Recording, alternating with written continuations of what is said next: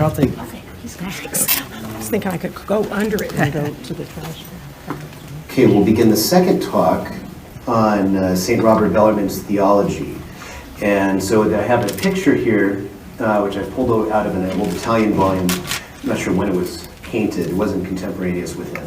Of him teaching catechism in the church he's in Santa Maria in Via. So if you've ever seen it, it's actually right off the Corso, which is, is even in his time, that Corso, which is the main, Corso in Italian almost is like Main Street. And that main road that bisects a lot of the heart of Rome today was also a main road in that time. And so the Santa Maria in Via is nearby. That was his titular church as a cardinal. And even as a cardinal, and he never saw a cardinal do any of these things, he came down and he actually taught catechism even to the youth in the city all the way until he was too old to actually manage doing it anymore. Right? And so the picture is showing that as he thought it was so important to make sure everyone was learned.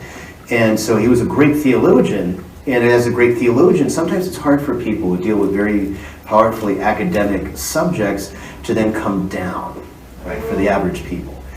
And not even because they're arrogant or think, oh, these people are so stupid, I'm so smart, but rather because they're dealing with things that are so complicated, they can't step away from that to deal with what's simple, because you're just getting the habit of always dealing with scientific and technical issues. But Bellarmine was able to do that seamlessly in his sermons as a bishop as well as a theologian. So the main work for which he's known is the Controversies, or as we mentioned, there's a few of them over there. The ones on the Papacy, and as well as starting on the Church. I've got more coming out this year on the councils, right? He's treated 2 books on councils, and then the next one will be on Purgatory, right? So those are in the works to get out before the end of the year. So, but they start in this heading, and we mentioned this in the last talk. I'll just put all these up.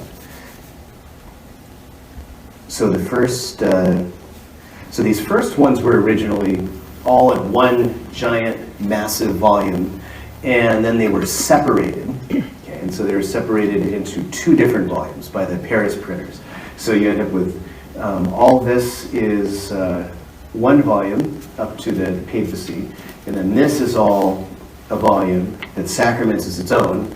Unfortunately, we won't be able to talk very much about that today because it's too massive and there's too many issues in it. And, then indulgences, grace, free will, and justification, the very things that kick off the Reformation, right, in the very last book. And so we'll be talking about grace and free will here as well. And then finally, there's the responses. So various Protestants felt the need to write against Bellarmine. They felt the need to, especially in the Anglican Church, like we mentioned, Bellarmine became a real fixture in there. So people like William Whitaker, who was a famous Latinist, famous Anglican theologian, he wrote against Bellarmine pretty frequently, about a book a year. And the main contention, there's one universal contention amongst the early Protestants, and that almost like the one ecumenical dogma of faith for them, and that was that the Pope was Antichrist. So a lot of the Protestant responses dealt with trying to refute Bellarmine on that subject of the Pope being the Antichrist, as well as other things in ecclesiology and whatnot. And so then Bellarmine wrote responses to those responses. Okay. So the first general controversy is on the Word of God. It's on Scripture. This is actually free on the internet. There's an academic, his friend of mine named Patrick Simpson, and he translated it largely as an academic exercise. It's free on his website. I just can't remember what the website's called, in a PDF form.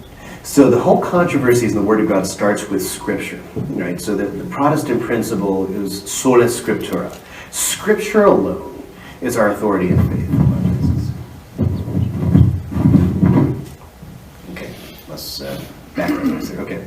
Scripture alone is our authority in faith, the Protestants say. It's the only authority you can trust. Not popes, not councils, not theologians, not teachers. They all contradict each other. Okay? You can't trust them. They're not a guiding faith. But the Scripture, that's your argument. So Bellarmine does 2 things here in this book. One of them is he goes through the question of Scripture, and he says that the Bible itself doesn't have an inspired table of contents, right? And this is an argument we've heard if you follow apologetics before. Bellarmine's actually the originator of it. How do you know? Without the church, how do you know the Bible is the authority? In fact, early Christians disagreed about what books were in the Bible, and he cites the fact that St. Augustine is the one who, put up a New Testament canon that they had received, in an Old Testament canon, the one that was kind of confirmed at Nicaea mostly, and then those were put together under the Council of Carthage, and the Pope approved it. And that's how we got the Bible. That's how we don't have the letter of Pope Clement I to the Corinthians in the Bible, the way it used to be before that. That's why we don't have various other extra letters of Paul to the Corinthians are not in the Bible that used to be, right? Because they're deemed not to have been inspired. They put a test for apostolicity and other things. So Bellarmine notes, where is it that we find it? And then he cites all the Protestants, particularly Calvin. Well, he's cited in 2 Timothy, where he says Scripture is good for all wisdom and teaching and everything. But even there, it doesn't say it's the sole rule of faith. It says in Greek, theolustos, that it's God-inspired, but it doesn't say it's the only thing.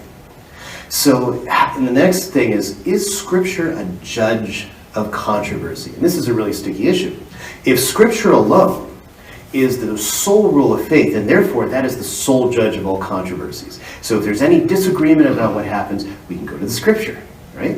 And then we'll all believe the same thing. But the Protestants don't believe the same thing, and he starts narrating the differences in Luther's teaching from Calvin's, Luther's teaching to other Lutherans, such as Oecolampadius and Zwingli, and even Illyricus, right, who was one of Luther's biggest disciples.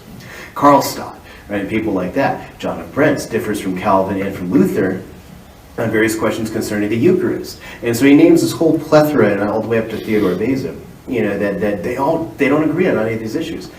So obviously the Scripture hasn't solved the controversies, have they? So then the question is, who is a judge of controversies? If it's not Scripture, what's the judge? There has to be an infallible authority to define truth and condemn error. What is that? So that's Christ. Christ is the head of the church. Christ is the one who who would settle all disputes. But there's just one problem. Christ descended into heaven, and he's present with us mystically, but he's not present with us directly as he was on earth, teaching and reproving men directly. Christ is not giving each man revelation. And this is, of course, what Martin Luther taught. He says that singuli docti sunt intus Deo solo. All men are taught inwardly by God alone. That's what Luther taught in his work De Babylonica Captivitate, on the Babylonian captivity of the church. So the consequent, what does that mean? Cardinal Franzlin, who's a priest at Vatican I, actually kind of distills what Bellarmine says. And he says essentially that Luther is saying each man is direct revelation from God, just like the apostles. Ultimately, that's what Luther is arguing in that case. And Luther later realized that, and he retracted and went back on it, because the fruits of it were not all men to believe the same thing. What he really meant, of course, and he says it in 1536, is that, well, it's quite simple. If they agree with my doctrine, then we know they're inspired by Christ. So Bellarmine sees the issue with that.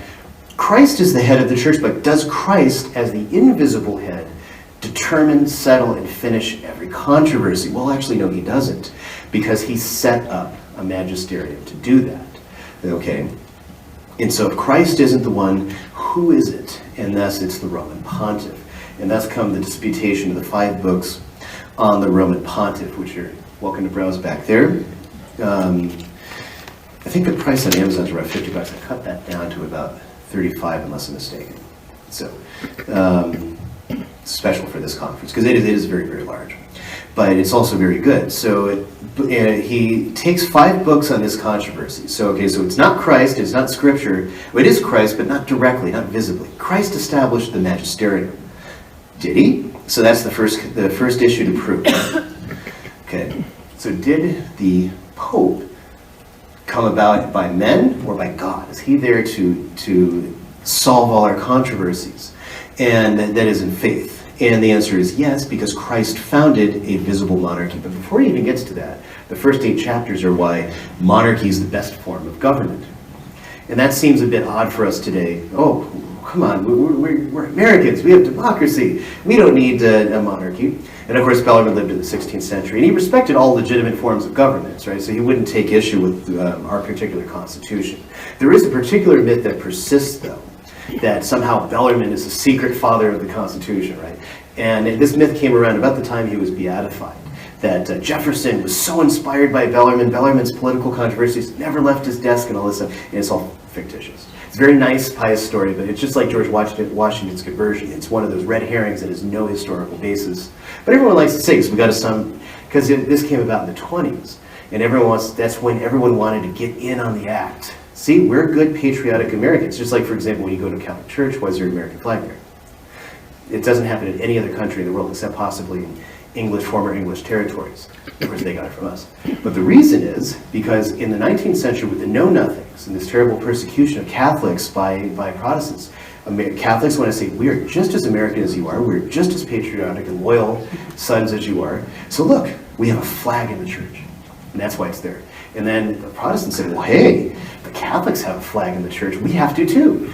And thus, everyone gets it. So, but that's where kind of the origins of some of these things, like Washington's conversion. There's nothing apart from a 1953 Denver Catholic Register article that's the only written source in 1953 for Washington's conversion, whereas Father McGivney was not even in the country. He's the one who was said to have baptized Washington, except he was in France when it was said to have happened.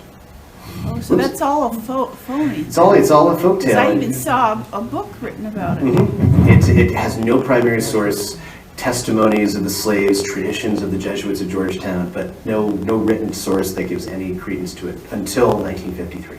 Thank you. So, doesn't mean Washington was evil, a bad guy, we have to hate him. It's just simply that particular narrative is not the case. Same thing with Bellarmine. Jefferson was not inspired by Bellarmine. In fact, he was inspired by Bellarmine's enemies, principally John Locke, and Hobbes, both of whom wrote frequently against Bellarmine. So that's an important thing. But anyway, neither of them liked Bellarmine's theory of the indirect power of the papacy, which we'll get to. So monarchy is the best form of government because John Calvin in the Institutes argues something else. He argues aristocracy is the best form of government. And the reason is the very nature and makeup of Calvinism. For Calvin, right, he takes the same rules and principles as Luther, sola fide, sola scriptura. And then he says that, what is the church then? Right, well, the church is those who have been predestined. We'll get to this in the church militant. So, and the only way for the church to have orderly dealing with the scripture is if you have councils, presbyters. So he uses the presbyteroi, the Greek word, which means elder. And the church is always used to mean priest. And so they have councils of presbyteroi, elders, that read the word of God and interpret it for the people. And that's aristocracy. So against the entire witness of the whole tradition, Calvin argues for aristocracy is the best form of government, because that fits in nicely with presbyters' councils. Like, for example, if anyone's familiar with the Scottish history, the Scottish Kirk, for example, and the Presbyterian religion in Scotland is a perfect creation of what Calvin had envisioned. See, interestingly, even though sola scriptura, Calvin didn't believe every man with his Bible now is the vision of religion. That's actually a very American concept of American Protestantism. Not American general, but American Protestantism. Rather, Calvinism says that you have to have the elders to interpret the word for you. In other words, you need a magisterium. But we can't have Peter. So we're going to have our presbyters' councils, because aristocracy is the best system of government. So that's why Bellarmine takes a whole 7 to 8 chapters from all the witnesses of the ancients, from Scripture, from the church fathers, to show that monarchy is actually the best system of government, in just logic and reason. Right, that when one person rules, that it's a more sensible system. But because of the conditions of this world, you can't just have in the political arrangement one guy ruling everything. It's got to be mixed or tempered by forms of aristocracy and democracy. And thus that's where the church has the best system of government, Bellarmine argues, because you have a monarchy, and it's mixed with forms of aristocracy and democracy. So you have the popular element in terms of anybody can become a priest, anybody can become a bishop, no matter what their class. You have the aristocratic element, whereas you have bishops who are true princes of the church over their sees, and then you have the Pope who's over all of them, and it's just a fitting order. So then he goes to prove it. Did Christ establish an ecclesiastical monarchy? And he does, by starting with a scriptural exegesis of Matthew 16:18, and then John 21, where Jesus says to Peter, feed my lambs, right? The first one everyone knows, thou art Peter, and upon this rock, this Petra, I will build my church. And so he does, first he looks to the Greek, then he looks to all the fathers. And what did the church fathers say about this particular verse? And he shows in unison that all the church fathers agreed that this verse is referring to Peter in his person. And he takes up certain arguments. Like Erasmus argues, and if you run into a Lutheran today, they'll give you this argument.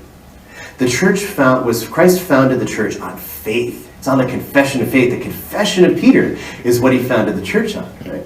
And so Bellarmine shows in that book 1 that this just doesn't agree with the grammar. It doesn't make any sense. How can it be the confession of Peter that is faith when he says that you are rock Peter, Petros, is just a masculine. It's hard to understand. I have a footnote in the book to explain this in terms of the Greek grammar. But it's, you are a rock, and upon this rock I will build my church. There's not even a mention of faith. It's the person of Peter, not his mere confession of faith. Because that's also how all the fathers interpret. You don't have any of the fathers. Even Origen, who's given to kind of more allegorical explanations of Scripture, even he follows a literal sense on it. So again, so he refutes the question of Luther. There's no source where you can show that this is not Peter's faith rather than Peter himself. Right? And so he continues this line of discourse, same thing for John 21. So there is an ecclesiastical monarchy. Peter is the ecclesiastical monarch as the bishop. And there's one more point, which this is Bellarmine's particular teaching. And I don't know from the tradition that there's any way to show this is infallibly certain. I know Suarez disagrees with it. John of St. Thomas disagrees. A number of other very serious theologians disagree with this. But he says that Christ ordained Peter alone, and then as a bishop. And then Peter in turn ordained all the other bishops. And this is the reason he says that all sacerdotal unity, all priestly unity is founded in Peter, right? And not on any other, because he says, look at the other apostles, right? If they are all exactly the same as Peter, each of them, how could they, claim, how could they be subject to Peter unless they're dependent on Peter for his orders, right? Now, some people, like I said, Suarez, the famous Jesuit theologian, didn't actually agree with this position himself. He thought that they were all ordained by Christ himself. And it's, as far as I can tell, it's an open question. But it would be interesting. Bellarmine's patristic sources are a little bit weak. He only names 3 sources for it. For him, it was more a point of logic. This just logically seems to make sense. Okay. So then there's Book 2. So Book 2 deals with the question of whether Peter went to Rome and died there. And of course, the Protestant Valenus had argued in the early part of the 16th century that Peter never went to Rome. He was never there. And he didn't die there. He died, somewhere out in the Middle East somewhere. And all this, therefore, all this stuff is all wrong. So he wrote a very lengthy book. St. John Fisher actually wrote a book refuting this very heavily. And as one Bellarmine actually wished, he had the contents of it related to him, but he wasn't able to actually get the book itself. Right, so it was actually somewhat of a rare book at that time.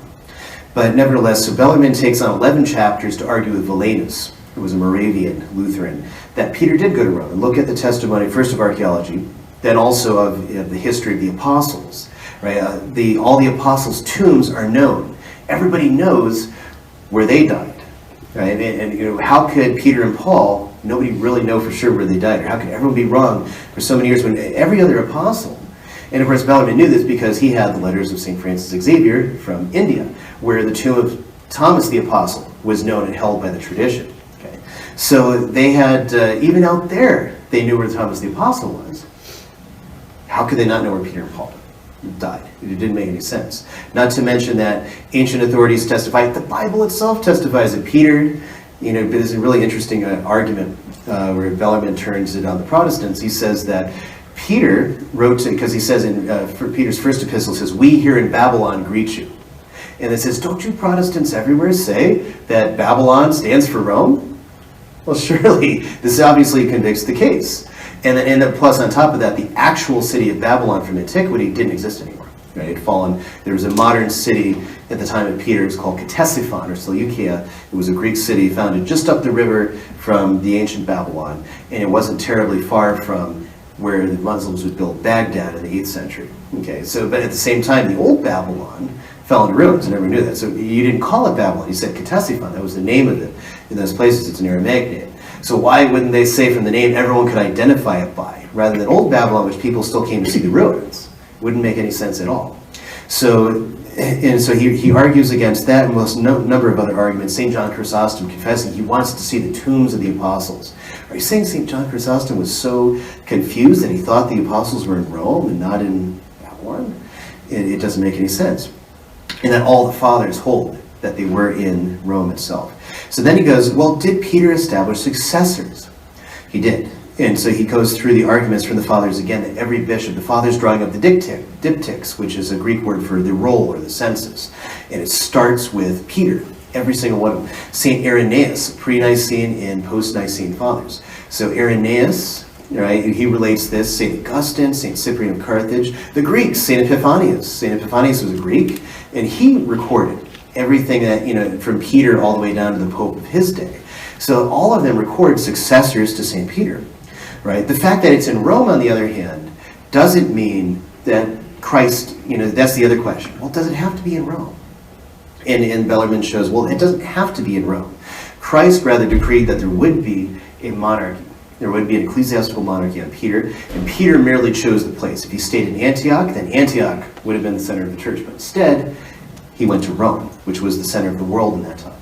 And that's why it stays in Rome. And it's pretty much held by all theologians to be confirmed now that it will always be in Rome.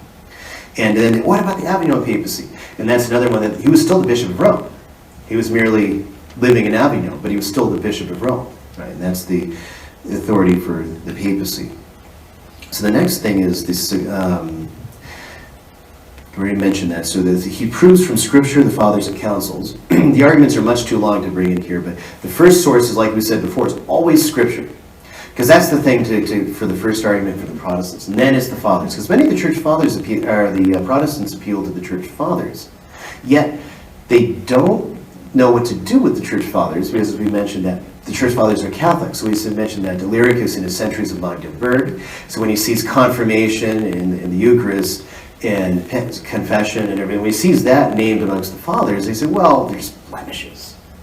Not really, they're just mistakes they made. But the Catholic Church is the whore of Babylon for holding the very same things. And it was a difficult proposition, but so the other thing is that Bellarmine does a really good job of selecting the sources, because some theologians would write, and so says this, they would take sources that are in dispute, or humanists don't believe these guys really wrote or really lived even, and you have this problem, are these authoritative, are these infallible, what do we do with these sources? So Bellarmine just cuts all that and says, the Protestants will only accept these sources. So amongst the popes who acted, believed, and commanded as if they were supreme heads of the church in the early church. So he cuts out the pre-Nicene fathers for the most part, because the Protestants question them very strongly.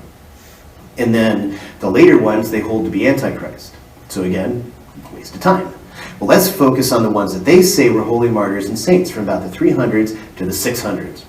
And that's the main, so those are the ones where he belabors the argument on these popes, Pope St. Leo the Great, Pope St. Gregory the Great, whom Calvin and Luther both call a saint. Both say he's a saint. Other popes in this period, Pope Urban, Pope Damasus, these guys are all accepted as true and genuine by the Protestants in their scholarship. So this is a perfect place to go.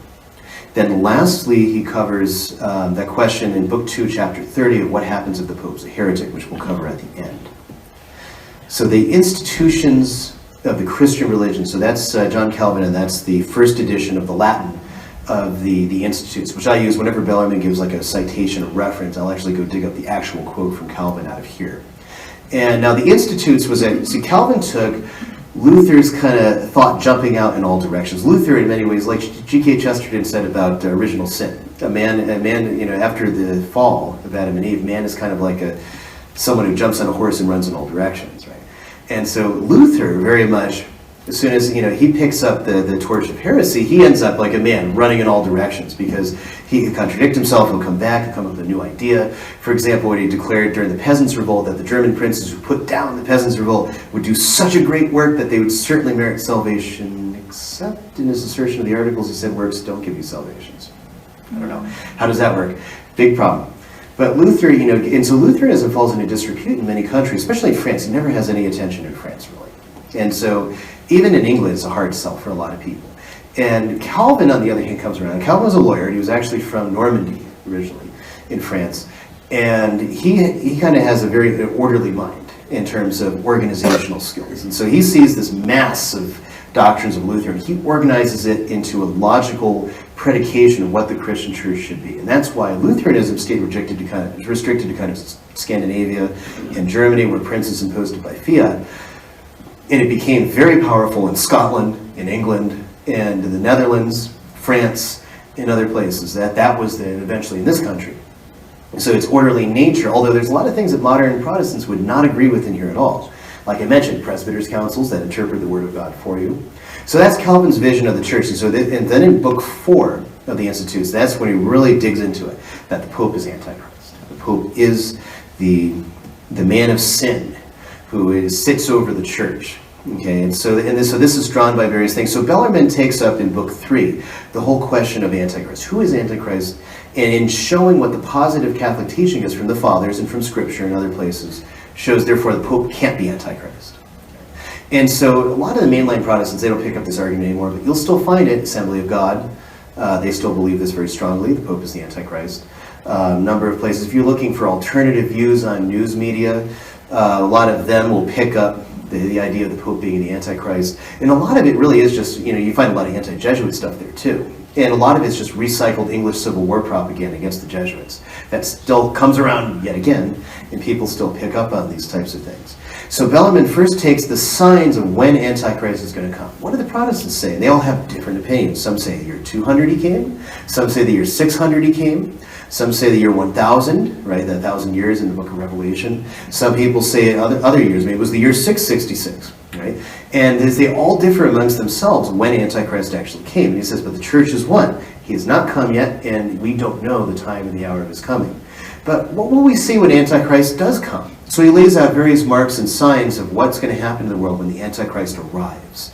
And says, and none of these agree with the Pope. So it's the one that he's going to teach explicitly, against Christ, but yet the Pope worships Christ and proclaims he worships Christ. So how is it that he's now Antichrist? Before the end, the end of the world is going to happen right after the Antichrist comes, within 3.5 years, and he convicts this clearly from the Fathers. It will be 3.5 years after Antichrist, 2.5 years, my mistake, that he'll be killed and the end of the world will follow. But the Protestants all say it was hundreds, or even in a couple cases 1,000 or so years ago, that Antichrist came and began ruling over the whole world. So that can't be. Enoch and Elijah are supposed to come back. And various fathers teach that Enoch and Elijah, because you see them in the Old Testament, they're taken up in heaven. They're kind of in the fiery, chariot like in Elijah, and they're not going to come back until, it's like what happened to them. Were they assumed into heaven like the Blessed Virgin? And did they die, or what happened? So Bellarmine argues from the Fathers, although this is somewhat in debate amongst scripture scholars, but nevertheless with the Fathers he argues that they were actually kind of preserved in their own persons and are waiting for the time of the end of the world. And the reason is because it becomes clear when you see a little bit later, Antichrist is going to be Jewish, Bellarmine argues, but no Pope is Jewish. And modern readers might get caught up here. Oh, this is some kind of anti-Semitic thing going on. But it's not that at all. He bases it entirely on Scripture, where Christ says to the Jews in John's Gospel, you will not receive me, but you will receive one who's coming after me. And all the Fathers teach that's going to be Antichrist. That basically Antichrist will come and be Jewish. He'll restore the circumcision and sacrifices in the temple and the ceremonies. But he's going to trick them too. He's going to get rid of all of that and make himself worship. Right? And so that's why Enoch and Elijah are supposed to come and bring the Jews back. And that's the mass conversion of Israel that St. Paul's talking about in the epistles, according to, as Bellarmine explains, the Fathers and how he sees that coming. We haven't seen any of that with the Pope. No Pope's been Jewish. And he adds on, of course, it's outdated since the time of St. John Paul II. It's certain that since the 6th century, no Pope has been to Israel. Well, like I said, outdated since that time. But still, none of them were Jewish. None of them instituted Jewish ceremonies. None of them, they started, the rebuilding the temple. Right. So he goes on a number of things in that vein, and he continues, and then direct refutation to Calvin and to Lyricus and Luther on these points. And a lot of really fabulous work that's done in there. And it certainly merits their attention, even though a handful of things in there are dated. I mean, like everything, his history continues to move on since the 16th century. So book 4, and this is where the whole matter, the burden of everything in Vatican I, and Bellarmine's teaching becomes so clear and as follows. The Pope is the visible judge of controversies. He's infallible in faith and morals, right? So he convicts this, but mostly from logic, also from Scripture. Mark 16:16. He who believes and is baptized will be saved. He who does not believe will be condemned. Well, how does anyone know what to believe unless it's been told to them by an infallible authority? Because a fallible authority can err. We don't want to trust that. And an infallible authority can't. So if what's happened before that, Christ, the invisible head, when he was on earth, constituted a visible one to settle all controversies until he comes at the end of time to resume the visible headship, then that authority has to be infallible by the Spirit of truth. I'm going to be with you always. So Bellarmine argues that case pretty convincingly in the first 3 chapters, and then he does in the next one. Chapter 4 is on morals. He argues that if the Pope could teach erroneously in morals, that is, command men to do evil, and or say that it is, that it is good as an infallible doctrine of the church for all to be believed, the way he does for faith, and in morals, though, he can do whatever. Well, then the church would compel, or the Pope would be compelling the church then, as a kind of an absurd hypothesis is the way he gives it. He would compel the church to give, basically to do evil and not do good. And that's why the Pope has to be infallible in morals also, when he teaches the church formally as the supreme shepherd of Christ. And he talks about it a little bit, not to the extent that it'll be fleshed out later, principally by Cardinal de Lugo's later Jesuit, Cardinal Franzlin, and then Vatican I itself. So incidentally, Cardinal Franzlin, I mentioned him, he was a peritus at Vatican I. His main book on divine tradition, I have translated over there on the table. Well, it was a bit expensive, it's about $50, but it is a masterful treatise where he deals with, although I do have to warn, it's a complicated theological language, not because you're not smart, but rather because it has a lot of technical terminology that can be really difficult without a very strong Thomistic background. So if you have that, great, definitely have a hack at it. If not, there's still stuff you'll profit from, but it'll be a very difficult read in that. So anyway, so Lord Acton famously misread what Bellarmine wrote there. Either because his Latin wasn't good or he had a particular animus. Because just like for Dullinger, for Lord Acton, because he was such an opponent of papal infallibility, in fact he died still denying it, contrary to what some say on that. He had misread Bellarmine to say that the Pope can command the church to do evil and not good because he's so infallible, right? And that's not what he's saying at all, right? He completely misread the Latin because he's using all the verbs in the subjunctive. Does it say, if it could happen, the Pope could err in morals, and this is the result. So then it follows on a defense of popes that are said to have erred, okay, and so that are made mistakes. So that from the ancient times all the way through right about the time of the Western Schism, he covers various popes that the Protestants allege in their works erred in faith, right, and contradicts themselves. So obviously the famous case of Pope Honorius, although there's an interesting thing, and it proves that Bellarmine's historical research is not infallible, unfortunately. And there's some places, so he argues, although it's still strictly plausible or possible what he says, no Catholic historians argued this since about the 17th century. And it's essentially the case of Pope Honorius, or as you had the Monothelite heresy. And Pope Honorius had written letters, which in and of themselves didn't teach anything heretical, but they had obliged everyone to just stop talking about it, just stop dealing with it. So he didn't correct this heresy, right? And the Monothelite heretics who held that Christ only had one will, not, or that he had, opposed wills, not one will. Right, so monothelitas, one will, right? So he has this one divine will, and the human is kind of subsumed into it and makes mistakes, and making another error like in monophysitism. So the early heresies, kind of move on, and Honorius is seen to be kind of pardoning it, helping it, not particularly helping the situation. So what happens is that people get mad. You have a whole ecumenical council to condemn Honorius later. So Bellarmine argued that all that was fraudulent.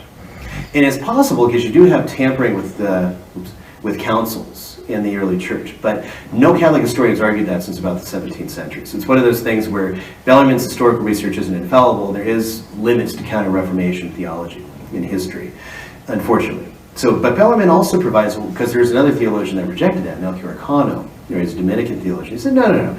Honorius definitely was condemned. We don't buy this. So Bellarmine says, okay, well, what if Honorius was condemned? And then he argues the very point that almost all theologians argue today. It was simply because it was seen he hadn't done enough to stop the heresy, and yet all the other patriarchs saw their leaders condemned, and so it was necessary to throw in something about Honorius. And that's basically the line almost all Catholic historians have taken on that for several years. So after that, then the question is law. Can the Pope make new laws? And there, Bellarmine catches Calvin in an interesting error. Now, in the controversies in general, controversial theology in this period was a real snake pit.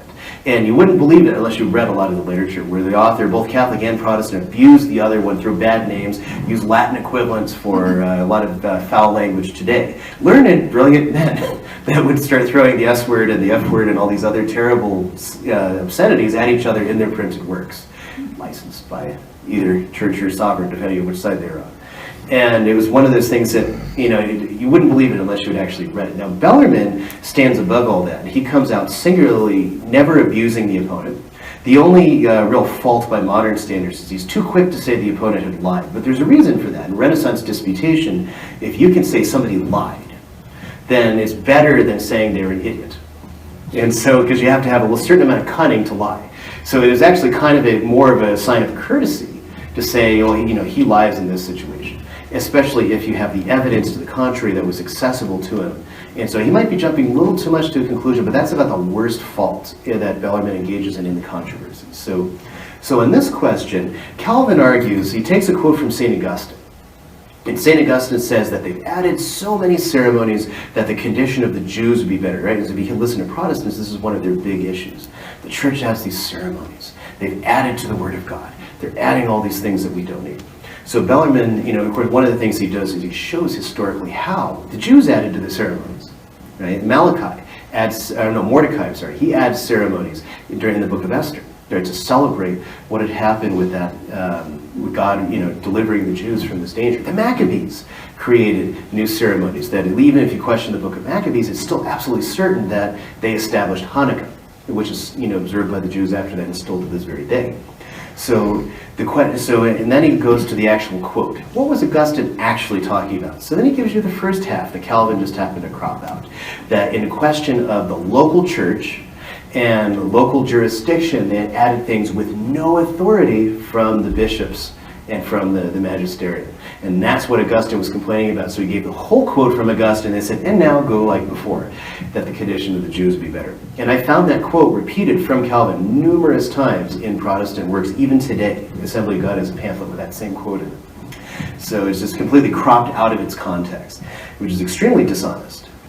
So now the one that created all the trouble and halted Bellarmine's canonization for centuries. And it's also the shortest one in that whole section on the papacy. So the Pope is not the Lord of the world. Christ did not claim the direct rule of the world, even though he had the right to it as the Son of God. But for example, you see that when they try to make him king, he ran, because he wasn't going to be the king of this fallen world directly in his person, but rather as God, right? Conforming this world to his church, which is the exemplar of the perfect society, right? At least in objectively speaking. And so that's where he's trying to lead this world until the last coming, where everyone will be dead, and there'll be the final judgment, and then you have the heavenly Jerusalem. Then he will be king outright over everything in his own person, just as he will also be the visible head of the church. Then you won't have any more popes in the next life. So the Pope has indirect power to depose, right? And this is a necessary thing because you see what happens with St. Pius V excommunicating Elizabeth. And you see the great history of the Middle Ages, Pope Innocent III, Pope Gregory VII, right, who had successfully withstood all the secular powers of their day with excommunication, with deposition, with interdict. And so obviously these things, the Pope has the power to do these things, or else he couldn't do them. Right? Now today they argue something a little bit different, and I don't altogether agree with it, but a lot of it comes from John Courtney Murray, which is one of the reasons I don't agree with it. And so he had argued essentially that, this was only because of the common consent of Christendom. So it was kind of like a social arrangement. And once that consent was no longer there, the Pope no longer has that power. Right? And this is a difficulty, and this is not at all what Bellarmine argues. So Bellarmine is arguing based on the Fathers and on the medievals that the Pope does have this power indirectly to depose for the sake of faith and morals. It's never, because when you look at the sources, when you look at St. Thomas, when you look at St. Bonaventure, when you look at Duns Scotus, when you look at earlier writers in the Church Fathers, St. Cyprian, St. Basil, St. John Chrysostom, St. Gregory Nazianzen, they all argued about this question too, about the power of the Church, and some of them is the power of the Pope. And they all argue basically that he can depose for the sake of the faith. A bishop can depose a ruler for the sake of the faith, right, if the ruler is within his jurisdiction. So that's the angle that he's coming to it. That because of the need for the faith, so transferring the French Empire from the Merovingians to the Franks, transferring the Eastern Roman Empire from, and this is a big thing in Bellarmine's thought too, from the Constantinople to Charlemagne. These are big things that are within the Pope's power to do, objectively speaking, because it's for the faith, not just on some political whim or over political issues. So he parses all those distinctions, and at the very end he takes another objection from Calvin. The Pope's not a bishop because he doesn't do the job of a bishop. The Pope doesn't go out and preach, and the Pope doesn't do what bishops do, right? So Bellarmine decides that the bishop is from its intrinsic nature, not from doing the office, especially because you can still perform the job by getting someone else to do it for you, right? And so it's one of those things where he doesn't say it's good, he just acknowledges you can do it that way. And there's no detriment taken to the gospel. We have nowhere in Scripture, the fathers, that says that a bishop can't get another to preach. St. Augustine, when he was a priest, St. Augustine of Hippo, he preached for his bishop because his bishop was a Greek and did not speak Latin and couldn't speak to the people. So obviously, and of course Calvin's explicitly dishonest because he's always trying to baptize Augustine into this sort of, ancient Calvinist. So, De Ecclesia, so the 2 volumes, these will be coming out hopefully in a couple months, on the church and on the authority of the church. So the question is, what about Pope and Council? The Pope is above a council.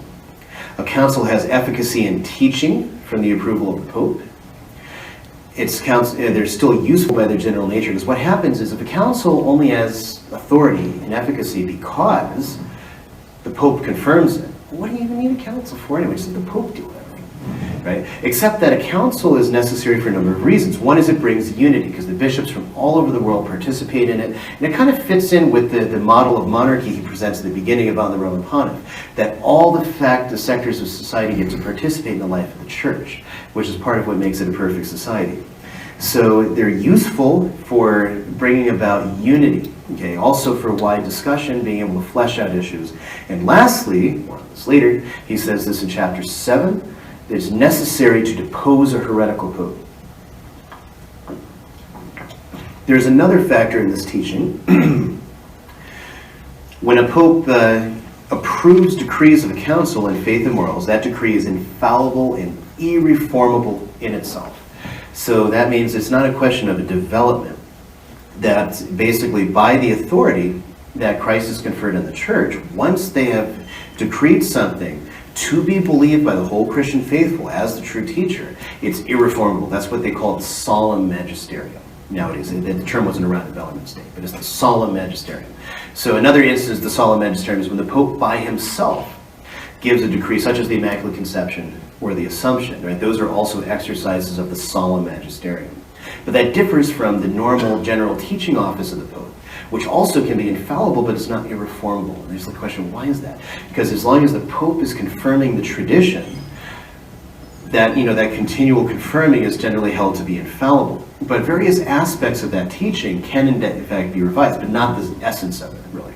So that universal ordinary magisterium cannot err positively against the faith, right? That universal ordinary magisterium. Now there's another question, why didn't the popes just teach it? And he doesn't take this up as much in that place, but essentially he takes it up in the defense of popes that erred historically. That when they erred, that it wasn't now, that when they erred on some matter, they weren't teaching the whole church, right? And so that's, to the Pope just speaking. So for instance, Pressel and Aero, an airplane press conference, is not teaching the entire church. And so if something said that seems somewhat scandalous to the faithful there, well, you don't even have to worry about it, because he's not commanding the whole church to believe in a certain point. And as a current Holy Father said on one occasion, I don't remember half of what I say, so. If you know, then I don't need to. Let's see. So the authority of a council is supreme in a time of schism. So if you have a Papa Dubius, a doubtful pope. Okay, so a doubtful pope is when, for example, the Western Schism. You have 3 popes, all are claiming to be a pope. No one in those times can figure out who's who. In hindsight, we actually know that the Roman pope was the correct pope. But in those times, you couldn't figure it out. So the pope was essentially a doubtful pope. And a doubtful pope, Bellarmine explains here, is actually no pope at all, because he's not held by the universal church to be pope. He can't command the universal church as long as the issue's in doubt. So he needs a council to settle it. And that's why in that case, at a time of schism, a doubtful pope, a council is of higher authority than a doubtful pope. Right? And so, but in general, a council is not above a pope, and that's called the conciliarist question. It's kind of the matter of the Gallicanist heresy in France. So then we come to this work, which is also over there, On the Church Militant. We'll be a little more brief with this one. So De Ecclesia Militante. So it's not specifically a book about the laity, it's rather about the whole church that's on this world. So he's laying down general principles. He'll deal with the laity in and of itself. It's actually in translation. You can find it from the Liberty Fund. It's on the Kindle and print. It's just called De Laicite, St. Robert Bellarmine's treatise on civil government. Okay, so that makes the third part of the specific members of the church. The other one's on clergy and on monks. and neither of those have been translated, and they're also very lengthy. So here he's just laying the principles before you get to that zeroing in on who the specific members are. So the church militant is, and this is his definition in the first chapter, those that profess the true faith, they share the communion of the sacraments, and they're in union with the center of unity, that is the Pope. Okay, so all those three elements are necessary to make one a visible member of the church. And that doesn't cover the distinction between a living member and a dead member. So, and of course, this was also confirmed even at Vatican II. So the fellow who wrote the preface for this book, Dr. Michael Cirilla, he spends a lot of time in his preface identifying that Bellarmine's teaching on this is also enshrined in Vatican II. Because you have kind of a false notion today. It's called the branch theory. It was developed by some high church Anglicans in the 19th century and from the Oxford movement. And their idea was you kind of have this Church of Christ. And then on the outside are the Catholic Church, the Orthodox Church, and the Anglican Church that are real close. They pretty much got it all down, right? Because they're real churches. And then you have kind of lowbrow, what they considered lowbrow Bible-based Protestantism, which the Oxford movement didn't like all that much. And then Jews and Muslims on the outside of that, they're further away, but they believe in one God, and then heathens, which don't believe in one God at all. All right, and so that was actually formally condemned in Syllabus of Errors, that particular idea, and again, in Leo XIII. So it's the idea that the Church, the Catholic Church, is not the Church of Christ. And so you see that where they've gone with the word subsistit in Vatican II, and that's another complicated issue in Vatican II and Lumen Gentium. Subsistit in becomes the Latin verb subsistere, so which can mean, in ecclesiastical terminology, it is the very thing. And you have several manuals, principally that of Van Noort, of Father Clifford Fenton, and a few other writers who wrote using that term subsistit in to mean that the Church of Christ is the Catholic Church, as it is it, that's it. So that use of subsistit in was actually used by some of the people in writing in Lumen Gentium to do that very job, to strengthen the idea of the Church of Christ is the Catholic Church. Okay, and of course in the vernacular, it doesn't sound that way, because it's not a technical term in the vernacular that subsists as if it's like back to that branch theory stuff. Right? So Bellarmine's definition, which again is used at Vatican II, pretty much cuts that out. So by that definition, we can know who is and is not in the church, visibly anyway.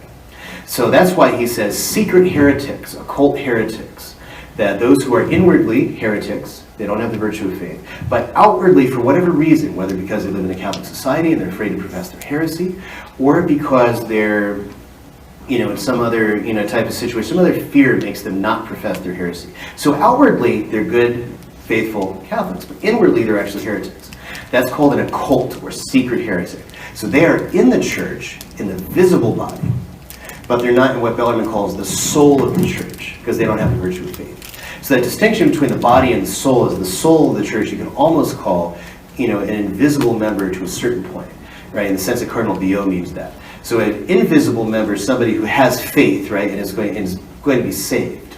And so that also comes into catechumens, right? So Bellarmine is very big defending baptism of desire as it's taught by the theologians, not as it's taught today, as in, well, anybody of goodwill goes to heaven, right? That's what they kind of tell you now. It's not true. Anyone who has right faith and perfect charity, according to Bellarmine and virtually all theologians, and contrition for their sins, if they die before they can get baptism, that Christ will save them based on that true faith and true charity. Charity is the big one. And so that's the thing, it really does it, but faith enables it. So they're in what's called the soul of the church. If they should refuse to have baptism, they're not. And that's how it works for catechumens. That's why Bellarmine puts catechumens in the church, but in the soul of the church. Because they have 1 and 2, and they're prepared, or 1 and 3, and they're ready to have 2 as soon as the church will let them. And if they die beforehand, and they had these, not to mention true charity as St. Thomas Aquinas teaches, they're in heaven. So that's one of the things. Who's not in the church? Schismatics. Why? Because schismatics may have that. Schismatics are not necessarily heretics, although as Cardinal Baronius says, it usually follows. They do have the communion of the sacraments, right? So such as the Greek Orthodox or the Antiochian Orthodox, the Russian Orthodox, and so on and so forth, the Coptics. But they don't have this. They reject the Pope. And of course, with our brethren of the Greek Orthodox, our brethren in a lowercase sense, They also don't have this. There's numerous doctrines in the Greek Orthodox where they're absolutely at variance. It's not just the papacy, and it's not just the filioque. The whole notion of ecclesiology is completely different with the Orthodox, as well as even heaven itself. They teach that you can't know God directly because we're uncreated. It's what we call palmatism, or the doctrine of the divine energies. It's one of those things you've almost never heard of unless you've butted heads with the Greek Orthodox apologist online, and they go into that. But anyway, so there's all kinds of very interesting, different, weird doctrines. It's not just the papacy and the filioque, like some would have you, ecumenia would have you believe, like, oh, we're almost in union. They don't think so. The Orthodox have a right head on this, at least in terms of what truth is. They just believe the wrong truth, from where we're sitting anyway. But they do not see that coming union the way some people do. So the next thing is that, so heretics don't have this, and if they leave the church, they don't have that, and they certainly don't have this. Okay. So in those who don't have the sacraments at all, it's like Protestants, they only have two, so they don't really have the communion of the sacraments. So really, they're on these grounds, they're not the church. Apostates have given up the faith, and therefore they don't have this or this, so they're not in the church. And so on and so forth to all the various categories. Now, there's another term today, too, that we should mention. There's one different time. No, we don't. Material schism versus formal schism. There's no such thing. We hear people talking that way. Oh, this group is materially schismatic because they have a mind to not be in unity with the Pope. But as an ecclesiological term, it's a bad term because it doesn't make any sense. You either are in union with the Pope or you are not. You might be disobedient, but you're not per se schismatic. So that's one of the interesting issues. So Bellarmine pursues that all the way to the very end to address the Protestant question. So for the Protestants, the church is invisible because it's based on the faith of the believer. It's not based on visible things that you can see. Okay? So a heretic is not in the church. A bad member, a non-living member, somebody who lives in mortal sin, he's a dead member. And somebody who lives a life of grace are a living member. Right? So they're in the church. Even the dead members are in the church. But for the Protestants, it's all based on faith and the predestined. Right? So Luther has this whole issue of the predestination in Calvin too. We'll actually talk about predestination in a minute, so I'll hold that off. And then you get to the marks of the church. Okay? And so where it's also called in Latin the notes of the church, and the notae ecclesiae, but since the 60s or 50s, maybe a little earlier, it's been normal to say the marks of the church in English. So use that instead.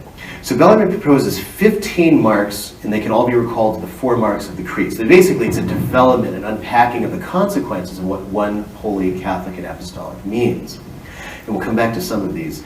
So what they do is connect the church to the historic church of yesterday, of the apostles, right? That they have all these marks in the early church. The church fathers have these marks, but the Lutherans don't. And what's more, we don't see the Lutherans in the early church. We see the Lutherans amongst the heretics that the early church condemned. And likewise, the Calvinists. So Bellarmine will actually take catalogs from Augustine, from Epiphanius, from St. John Chrysostom, from St. Cyprian, of what heretics taught. And he says, oh, wait, now who taught that today? Oh, what do you know? Luther. What do you know? Calvin. Right? What do you know? All these people, they teach the same thing that the ancient heretics taught. But we teach the very same thing that the early bishops taught. So it's a really powerful book, and there's a reason why in the Church of England it was almost a convention. You couldn't get your doctorate without having written against Bellarmine. Okay. So anyway, so this is just an overview because I'm going to skip all these, unfortunately. So we'll just do too much at a time. So I mentioned the specific members of the church, okay, the different elements of clerical exemption, or the whole question of whether the clergy has people set apart. So on monks, pretty much deals with celibacy, because amongst Protestantism, they hated celibacy. Right? So it's 120 quarto folio pages, double column, small print. It's very, very lengthy. It would probably be about 250 or so pages of Microsoft Word before we even did the layout to bring it down into a regular sized book. So that's going to be a really lengthy one. Purgatory. There's lots of things in here in Purgatory. For where we stand, where a lot of it's been fleshed out, it's nothing particularly remarkable, except for some passages which are really good. But in his time, that kind of work of drawing from all the fathers and the medievals hadn't been done yet. So, and not to mention scripture, showing clear scriptural places that defend Purgatory, besides the books of the Maccabees. Okay. First, he spends a lot of the book defending the authenticity, the inspiration of Maccabees, is number one. against the Protestant arguments to that case. But number two, then he goes to the New Testament. So in 1 Corinthians, as well as in Thessalonians and in Timothy, where Paul clearly talks about purgation after this life. And so at least one of those, the one in 1 Corinthians, Paul does, a lot of Protestants don't know what to do with, because it seems to really suggest it. That's actually what convinced C.S. Lewis that there's a purgatory, those Pauline verses. So then relics, saints, images, canonizations. He deals with all the Protestants on those issues, that they can be venerated, but they can't be worshipped. Or he lays out all the essential distinctions that we use today in apologetics. Sacraments, like I said, is a massive tome. And again, in terms of what we can learn today, just browsing basic things on the sacraments that are in English, it's not, from our standpoint, anything particularly remarkable, except for his wonderful teachings, especially in the Holy Eucharist, in drawing together the scholastic terminology and definitions. It makes it really simple, right? It really simplifies it. But beside that, he again draws together all the authors and all the sacraments, because people have written on these things before.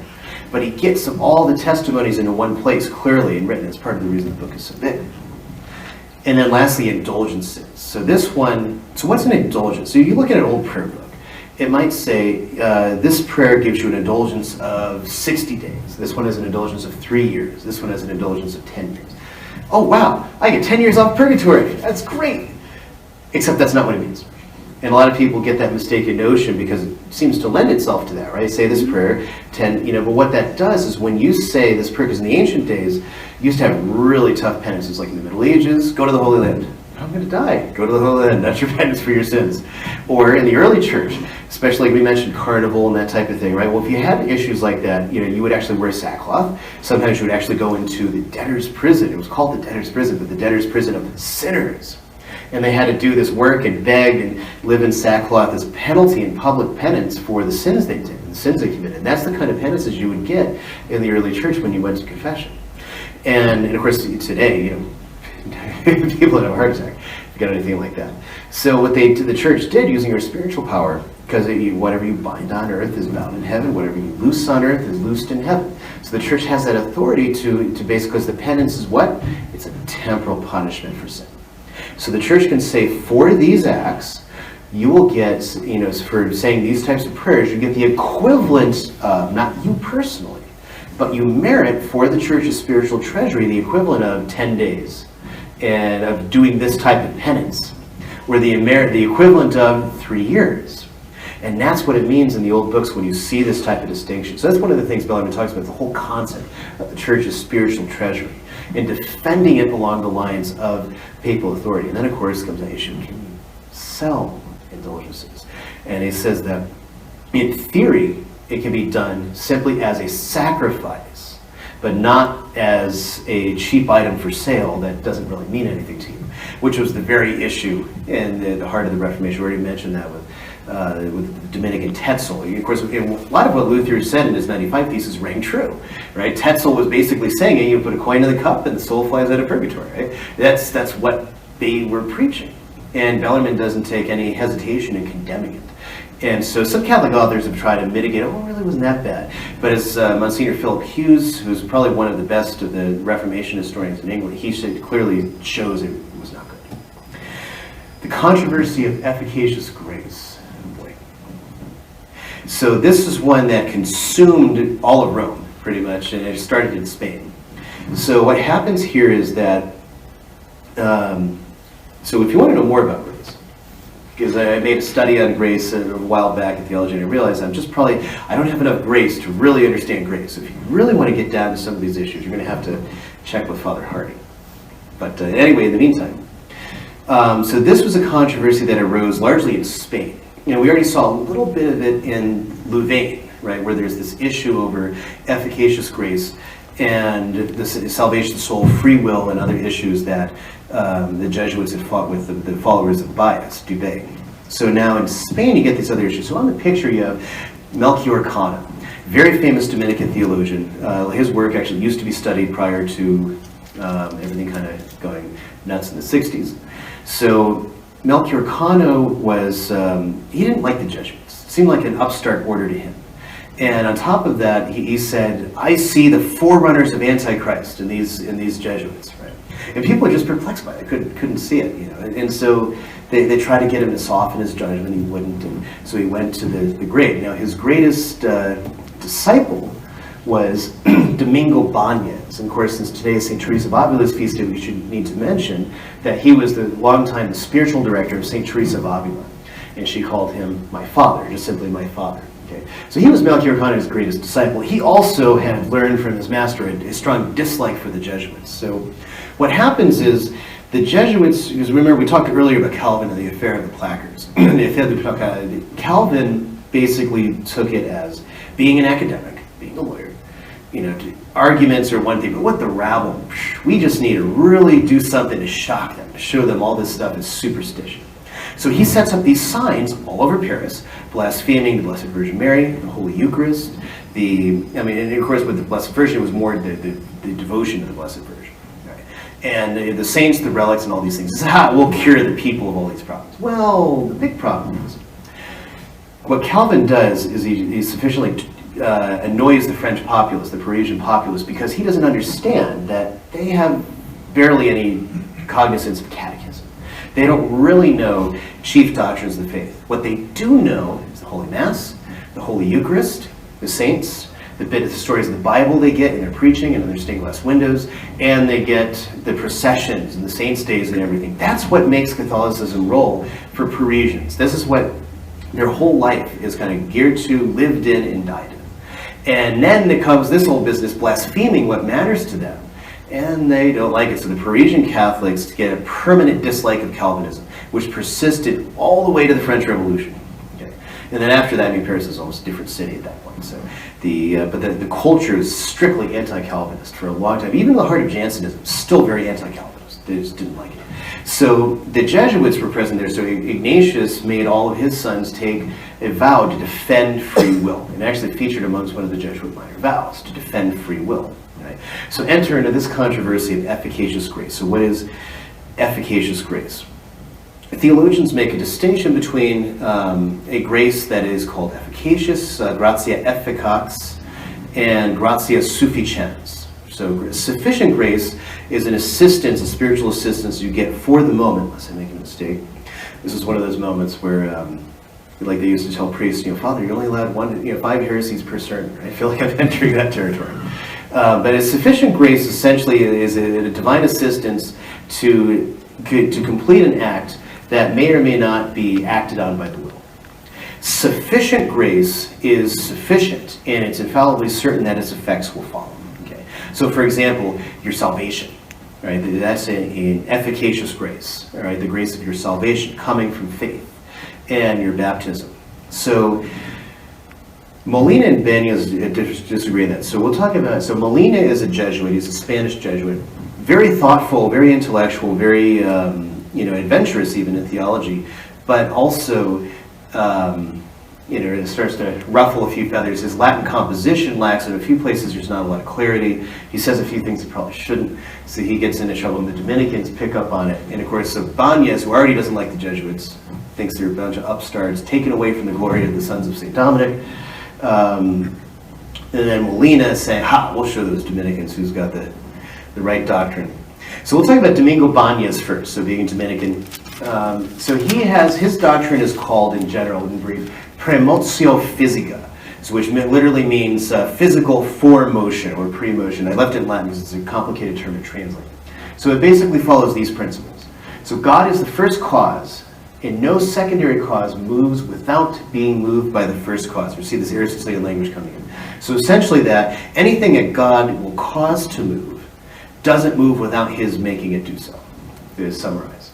So God's concurrence with us, that is his coinciding with us, his dealing with us, is antecedent. That means it happens beforehand. It's like in grammar, an antecedent is what the pronoun stands in place for. So the antecedent literally falls before. So it's not simultaneous. So the grace, and under his theory, it's not happening at the same moment when God gives us the grace. He's already decided it. So the influence that God exerts upon the secondary cause, namely us, is not simple motion, but a pre-motion, premotio. And since God is an omnipotent being, whose decrees are irresistible, this premotio is not just a persuasion. It acts necessarily like physical causes. So therefore, it's a premotio physica.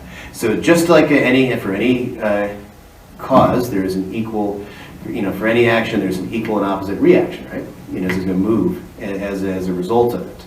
So in this case, that's what a physical cause refers to. So just as a physical thing has to happen, likewise it follows. So God conferring the efficacious grace upon the will for Banyas, that means it's going to accomplish its effect, and the will cannot do anything but follow.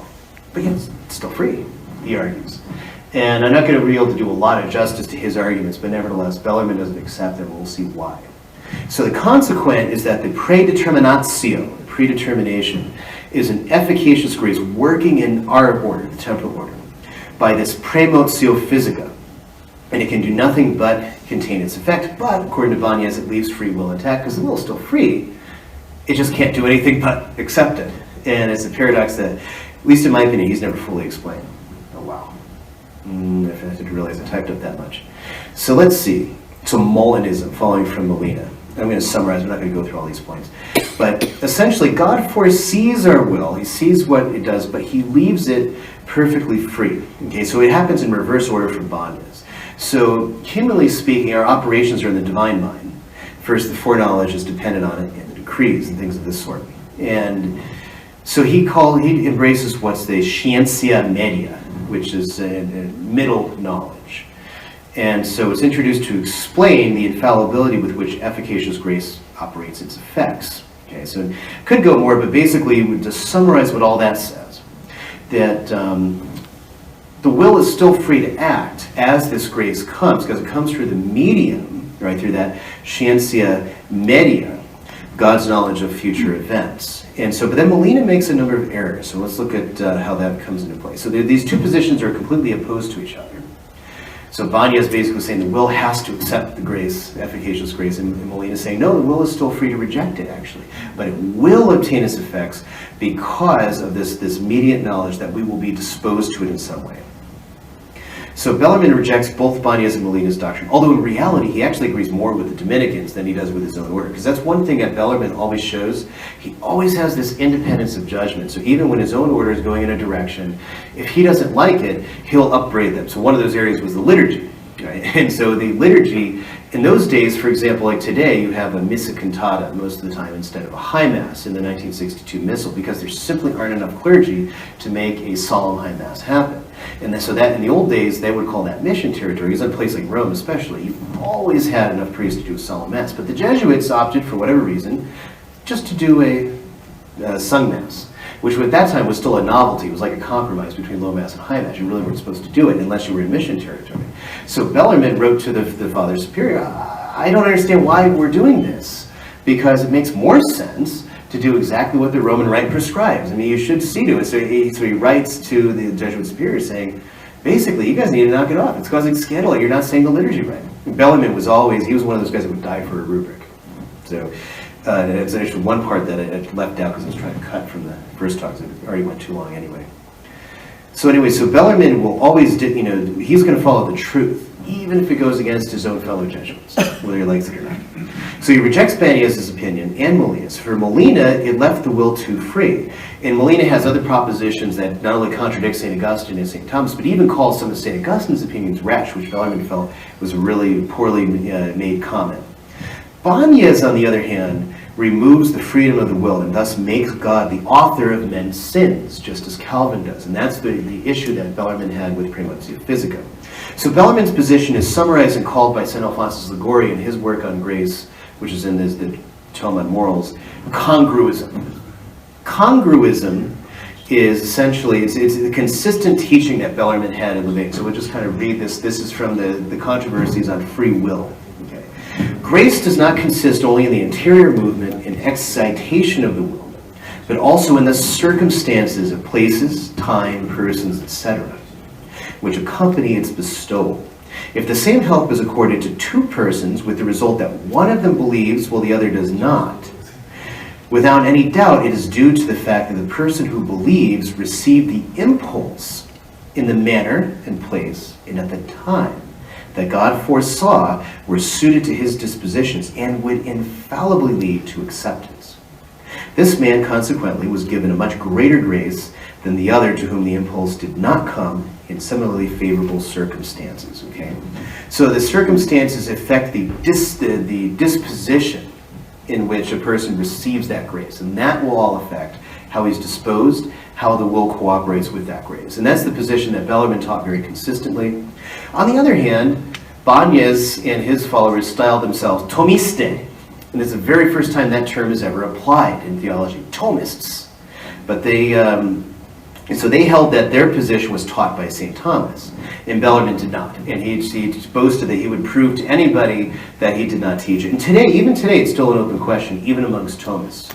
So a modern day example of someone who follows Báñez would be Garrigou-Lagrange, who held the opinion just as much as Báñez ever did. And he claimed to bring it through St. Thomas, but then others, like Gilson, for example, showed that it was highly questionable whether Thomas really taught this specific doctrine. It seemed to him more of a contortion. So even the Thomists aren't entirely sure. So we'll just skip ahead.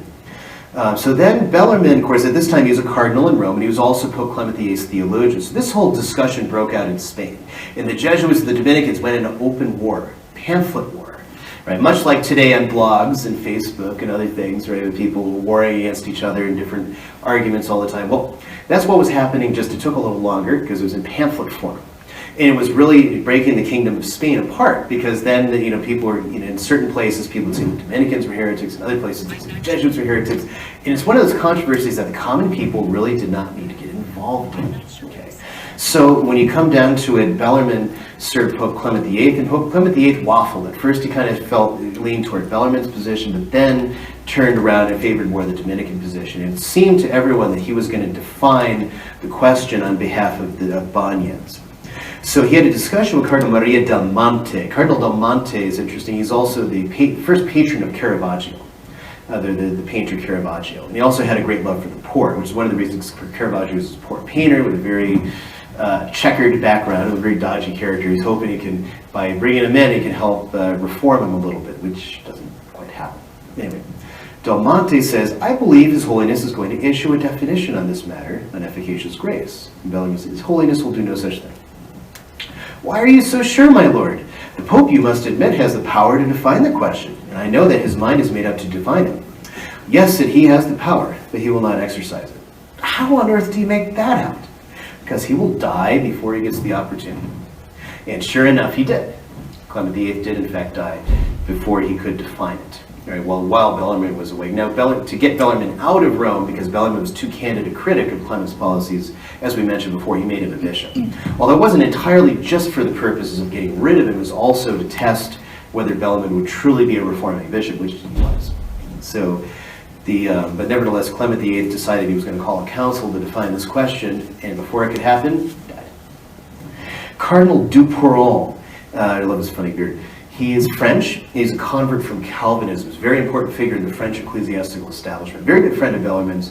And so he arrives in Rome just as this question seems to be swinging this way. And of course, everyone trusts, because he used to be a Calvinist. And everything about grace, and he's written profusely by it. And he declares Báñez's opinion smacking of Calvin. And nobody can argue against him, because he was a Calvinist. He knows what these teachings are. Right? And so Clement VIII then decides he's going to do it, and then he dies, as we mentioned. Then the next pope was Pope Paul V. And so Bellarmine had made an appeal, because in this time Bellarmine's dealing with different appeals and things, and he told the Pope, what you need to do, let's not impose silence over them like we've been doing. Let's do this. Let them each debate the other's opinion, while neither one calling the other heretical. And then just let it sit and let the church define this question another time, because it's too much for you to do yourself. Clement VIII didn't want to hear it. Then Paul V picks up. He tries to settle the question. He realizes he can't. So he just decides to leave it. And that's where it is today. Nobody's defined the question, so it's still open. Sorry. Got to skip that. Okay, so the last thing, sedevacantism. So Bellarmine's writings, he was the most important theologian in all of dogmatic theology. You had to at least study some portion of Bellarmine's writings, even where some of them had been superseded by other works. And that was true, and he was at his height after being made a doctor of the church by Pope Pius IX. But then you come to the 1950s, and two things happened in the 50s. The first is you have the whole question of Galileo is agitated again, and this is where the war of science and religion is really ratcheted up in popular media and the press, and Bellarmine is made to be the bad guy, one of the bad guys. Then you have a second thing, Teilhard de Chardin. Who's ever heard of Teilhard de Chardin? Not a particularly good character. It's so bad that even St. John the 23rd had to put him on the index, and it was renewed under St. John Paul II. A monitum was put out by Cardinal Ratzinger that he remained condemned. His works were not approved, even though everyone and their brother, books of, at least in the seminaries, have been given Teilhard de Chardin and told to read him. He's great. Well, he's not. So he became the poster boy for what a Jesuit should be, a great scientific Jesuit. So the Jesuits themselves actually start to lose their esteem for Bellarmine. And then you come to Vatican II. Now there's a couple things that happen in Vatican II that are not the Council's fault at all. One is in culture in general, the knowledge of Latin has dropped off sharply. And the reason is the Enlightenment and the Romantic period. During the Romantic period, everyone focused on turning everything into a science. Kant is obsessed by this. Right? During the Enlightenment, he is obsessed with turning everything into a science. History's got to be a science. Philosophy's got to be philosophy. They're still debating all the issues they did in Plato's time. Philosophy's not a science. How can I make it a science? Oh. So then he comes through with the critique of pure reason. Right? So everyone's got this mania for turning everything into a science. And then you have that whole question of, what do we do about Latin? We've got to turn it into a science. And so grammar then is made into this kind of lifeless, extracted thing. If anyone's ever tried to learn Latin with Henley's Latin, I'm not sure. It's popular in homeschooling curriculums, I don't know why. I call it death by grammar. Basically isolates everything under the theory of divide et impera from Machiavelli. Divide and rule, right? Divide all these things, get them piecemeal, and then you get them all. But the problem is people don't learn languages that way. Nobody learns languages by learning how every last facet about how every noun works, and then every last facet about how every verb works, and then every last thing about how every preposition works, all kind of in this disjointed order. Nobody learns language that way. People learn how to speak with real sentences that actually have meaning. And there was a Boston University study in 1951 which found that students maintain 91% more vocabulary when they read in context than by flashcards and rote memorization. So because it gives a clue into how to do things. So the way it used to teach Latin was like in the medieval system, you had monks, you did not have paper, you did not have writing, and printed books didn't exist because they were all handwritten. And so you would take a psalm. The psalm would be memorized, which is in the rule of St. Benedict. St. Benedict expects all the monks to have the psalms memorized. Unless they're not educated, then they just pray the rosary, basically. Then you take the psalm, and you explain the vocab in it, and you explain the principles of grammar, and you cover these things, and you pick them up, and then you could use sentences and speak in Latin a little bit, and then just build on it every day. And that's the monastic system. The Renaissance does largely the same thing, except that it moves out a little further and takes in Cicero as a model. You have various Renaissance humanists that are, champion classical Latin, as it comes to be called, Virgil, Cicero, Ciceronian style, but even still, it's in a spoken medium, and because Latin is still a spoken language, and everyone can learn it. Once you get to the 18th century, now you have vernacular science, vernacular language, so Latin is no longer that important, so you can actually be educated now without knowing Latin. And as a result, Latin is then, by the Enlightenment principles, needs to be scientized, and thus you get this unworkable grammatical system that I call death by grammar. And so this had also infected Catholic schools. Fewer and fewer people had facility in Latin and learning Latin. So even in Vatican II was like that last cream of the crop that could really learn Latin well. And of course you have another movement in Church's theology called Ressourcement. If you know names like Henri de Lubac, Hans Urs von Balthasar, well, he's not exactly in the same movement as the rest of them, but Yves Congar, right, people like that. Chenu is a Dominican. There's a few other prominent people in that movement. And their whole attitude was, we don't need Latin anymore. We need vernacular theology. We need people doing real theology, chart a new course for us. And their movement was very influential, even though they knew Latin themselves. And of course, to kind of disguise the poor scholars, some of them were, not all of them, some of them, they would just throw these Latin quotes in there at different points to make themselves look better, or they would footnote various authorities that normally in a book you should footnote, but it wouldn't actually be what the person said. They'd actually be taking the source out of context, right? So that's one of a number of things. Congar, especially in his work on tradition, is really bad with that. Citing people with this whole scholastic dishonesty of trying to make them say what they don't actually say. So as a result, once you come after Vatican II, now you have the Council's very modest proposals about vernacular. The liturgy are then taken to put everything in vernacular. No more Latin. Get rid of it. And the result now is you can't read Bellarmine, who's only in Latin in terms of his doctrinal writings. So Bellarmine's star is completely eclipsed except in one category. After the Council, starting in Latin America, not in this country, in 1967, you had a priest, I can't remember his name, and he came up with the idea that, oh, all these things are bad because these popes aren't really popes. Pope Paul VI ceased to be the real pope when he signed Vatican II and promulgated it, because those are all heretical, so therefore he can't be the pope. And so that kicked off sede vacantism, which is empty seat. Right, so one priest joked after Pope Benedict had abdicated the papal throne, we're all sede vacantis now, and that's true in papal interregnums for that point, although not according to their principles. So sede vacantism lifts the propositions of St. Robert, and let's see here. Which one is this? So it lifts, no, that's the wrong one. The propositions of St. Robert Bellarmine out of their actual historical context. I'll just put up the Latin and work with it. So actually, you know what? It makes no sense. Hold on a minute. So first we go to Book 2, Chapter 30. Whenever you will cooperate. So Book 2, Chapter 30. Bellarmine, continues proving that the Pope is in fact in authority over the Church, and for what reasons these are so. And then there's the objection. Well, it says in this document, this old canonical document, see Papa, that the Pope, if he's heretical, can be deposed. Okay, so Bellarmine says that there are 5 opinions on this matter. The first is of Albert Pigius, and Pigius is a medieval writer from the Ecclesiastical Church, where he contends that the Pope cannot be a heretic, and hence cannot be deposed for any reason. Right? And so, although this opinion is probable and can easily be defended, as we will show in his place afterward, still, nevertheless, it is not certain there is a common opinion in the contrary. So the burden will be on us to see what must be answered if the Pope could be a heretic. Now, so the second opinion is the one to really pay attention to, okay? Because all sede vacantis hold this opinion today, even though Bellarmine condemns it, and they don't even realize it. So the Pope, in the very minute that he falls into heresy, even if it's only interior, is outside the Church and deposed by God.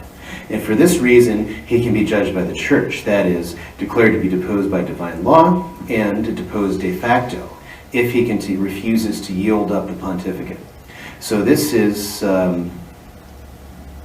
proved by John Torquemada, that means Torquemada, the uncle of the famous inquisitor in Spain that authored the expulsion of the Jews in 1492. His uncle is this Torquemada, this very famous theologian. So, for the jurisdiction is indeed given to the Pope by God, but with the work, it coincides with the work of men, right? As is clear, because you have a man, right? And he's by men who before was not Pope and later begins to be Pope, right? And it cannot be taken away by God except through a man. But a secret heretic cannot be judged by men. Right? Nor is he of his own will, nor will he wish to relinquish it of his own will. Right? So the foundation of this opinion is that secret heretics are outside the Church, which is false. And we show it later more profusely in Book 1 of the Church, and I already mentioned that, where the secret heretics are shown to actually be in the Church. Right? Because even though they lack the interior virtue of faith, exteriorly they have the virtue of profession. So if you had a Pope who fell into some heresy privately, but this is also what the sede vacantis argue. So if you go to a site like Novus Ordo, which I actually don't, but if you do, this is the type of argumentation. He said something, and it sounds heretical. He hasn't shown that it really is heretical, and he hasn't shown that the Pope, actually, is a manifest heretic, number one, and there are various other things. The third opinion is on another extreme, namely that the Pope, neither through secret heresy nor through manifest, is deposed or can be deposed. Right. So John of Torquemada relates and refutes this in the place that's already been cited, loco notato, the place that has been noted. And rightly, this opinion is very improbable, because a heretical Pope can be judged is expressly held in the canon C Papa, distinction 40, right? And so canon law, it's too complicated to get into now, the way canons were given in those days, because it was before the 1917 code. It was all organized under numbers, and so you had to go to headings, types of law, and that sort of thing. Okay, so here's an interesting part over here to the end of this opinion, and then we'll start wrapping this up. There it must be noted that even if it is probable that Honorius was a heretic, as Pope Honorius again, Pope Adrian was deceived by corrupted examples from the Sixth Council and falsely reckoned that, or means incorrectly reckoned that Honorius was a heretic. Still, we cannot deny that that when Hadrian, with the whole Roman Council, and nay more, the whole the Synod, the whole Council, General Council, sensed that in the case of heresy, a Roman pontiff can be judged, because the condition of the church would be very miserable if a wolf were manifestly grazing in place of a shepherd, right? And she were compelled to acknowledge him as a shepherd. So that essentially the church can oppose a pope for heresy. But the church, not everybody with a blog or Facebook. And that's the error that some people make, thinking they can do that. So this one's far too long to read. The fourth opinion is of Cajetan, and we'll just summarize it. Cajetan is a Dominican theologian, different from the Cardinal Cajetan he went to France with earlier. So Cajetan argues in his book on the papacy that the Pope, if he's a manifest heretic, is judged by the church, and so the church defines the penalty, and then they define the crime, and then the church imposes the penalty at that very minute. So at that minute, cease to be Pope. So Bellarmine takes this issue as very problematic, because he is the Pope, and yet the church is saying, you're saying, well, if he's really the Pope, how can the church sit in judgment over him? And he goes through various arguments refuting this particular position. So then he comes to the fourth opinion, fifth opinion, sorry. So the fifth opinion he calls the true opinion. This is the one the Sedevacantists argue for. That a pope that is a manifest heretic, per se, ceases to be the pope. In of himself, he ceases to be the pope and the head.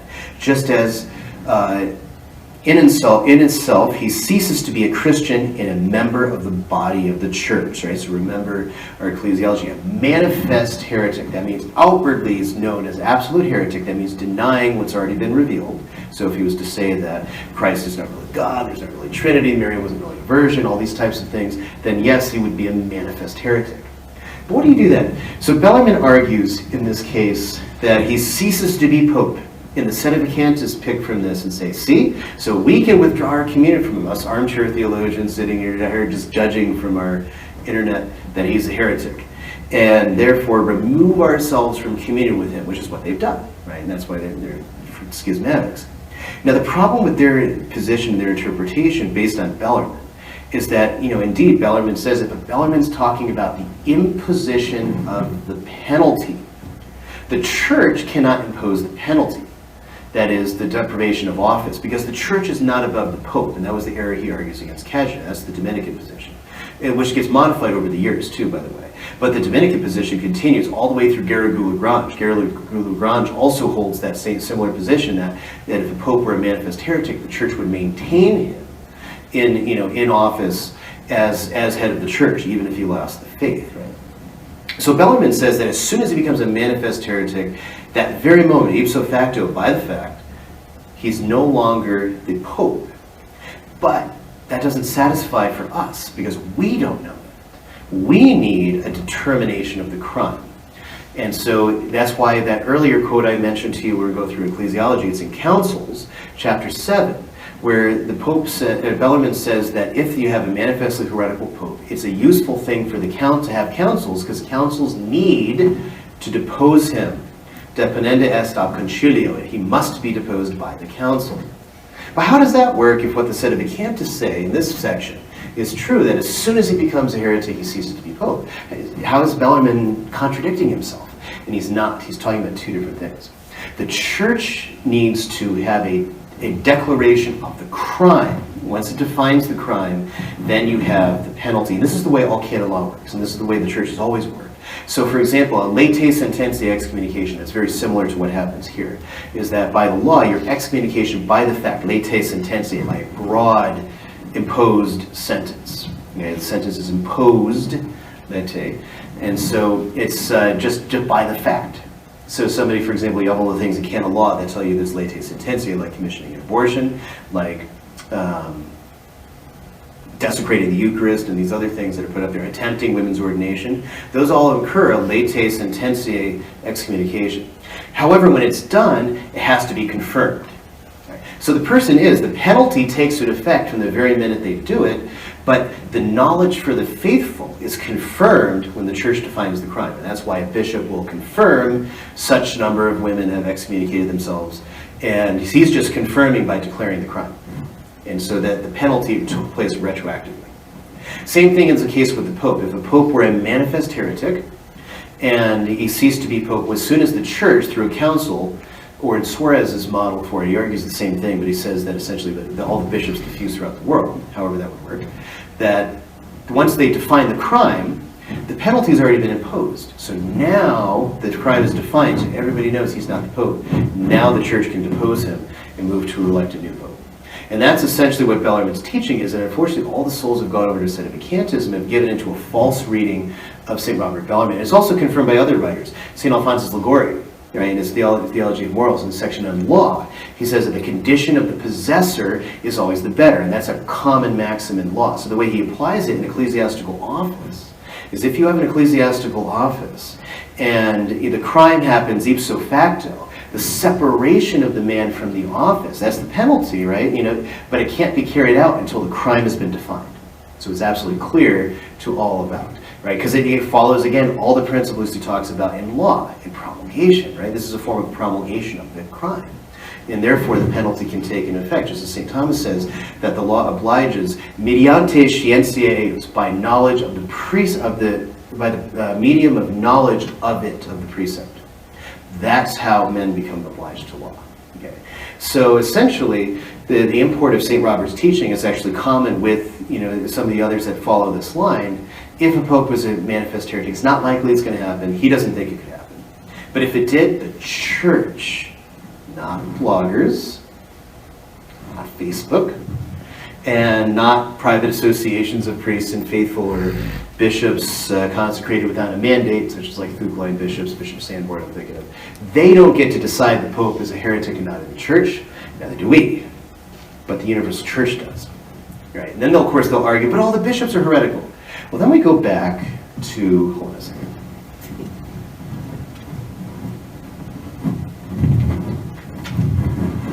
Then you go back to the church militant, where he says formally, the universal church cannot defect. Okay, and actually I'd read this, we've already gone too long, but it's in chapter 11 on the church militant. So the universal church cannot defect. The Pope, all the bishops of the world can't defect, and that's essentially what the sedevacantists are arguing. So what the consequent of their arguments is you end up in an invisible church. Because even if you took their argument at face value, and we said, yes, the Pope ceases to be Pope, so we have to form our own little sedevacantist churches, right? What's the consequent of that? They claim all the way back to St. John the 23rd that he ceased to be a Pope, right? And that by calling Vatican II or whatever it is, this manifest heresy is supposed to be. So manifest that all the canonists, theologians, dogmatic theologians, Cardinal Ottaviani, all these brilliant men in the church, didn't notice. That's I don't know about you, that's pretty manifest. So, nevertheless, if that were true, so no Pope since Pius XII. Pius XII dies in 1958. This goes back to what Bellarmine says on the marks of the church, apostolicity. And also in this book, too, he deals with it. Where did bishops get their jurisdiction from? From the Pope or from God directly? It's actually one of the errors of the Gallicans, that if bishops get their jurisdiction from God directly, they actually don't need the Pope. And that's part of the Gallican heresy. The bishops depend on their jurisdiction from the Pope. They get their power from God directly, but the jurisdiction, that is the right to use the sacraments. And Bellarmine calls this, in on the marks of the church, the mark of apostolicity. So the mark of apostolicity gives you the ability to use the right to use these sacraments. And if you don't have it, you can't. That's why a priest's confession is invalid. He has the power, but he doesn't have the right. And the validity of that sacrament depends upon the right. Unless the church would just say, all right, every priest can do it. We don't care anymore. Theoretically, the church could do that. But so the apostolicity, that's what makes the church, is that mark of apostolicity, the right to use the sacraments, that's jurisdiction. And that's why when you see the keys of Peter, they're always bound. It's the silver and the gold key. The gold key is orders, and the silver key is jurisdiction. That's apostolicity. And the two are tied together to show that they can never be separated. Okay, hence being under the central head of unity. Right? And so that's so every bishop that Pius XII appointed has jurisdiction from him in 1958. When that bishop dies, the bishop does not have the power to pass on the jurisdiction because he doesn't receive it of his own right. He receives it and depends upon the Pope for it. So he maintains it till his death. So let's suppose Pius XII died and all this stuff happened the way they imagine it does, excluding what we just mentioned about what Bellarmine teaches. That means that ultimately the bishop, when he dies, that jurisdiction disappears. And that's taught by all preconciliar theologians on ecclesiology and on the sacrament of order. And every single one, there's not a single exception there, except for the Gallican heretics, which is funny company for the sedevacantists to be in, but also fitting in another way. But then, so what happens now? So sometime in the reign of John Paul II, every single bishop that had jurisdiction for Pius XII would be dead. Where does that come from? Oh, well, they got supply jurisdiction. Okay, and once again, they haven't visited their preconciliar theology manuals. Supply jurisdiction depends upon ordinary jurisdiction. So if you don't have that ordinary jurisdiction, then the supply jurisdiction goes away. Because what's the ordinary jurisdiction? Apostolicity. It's one of those four marks that make the church the church. Without the bishops in the whole world that have this jurisdiction for the Pope, it goes away. And that means ultimately the gates of hell prevail because the church that Christ set up isn't there anymore. So that's the fundamental danger. So the sedevacantists basically lead us into an invisible church. And so back to Bellarmine's theology. And Bellarmine, the Controversies went through numerous editions and continue to be published. So that one from Prague was the 7th edition of a very massive work.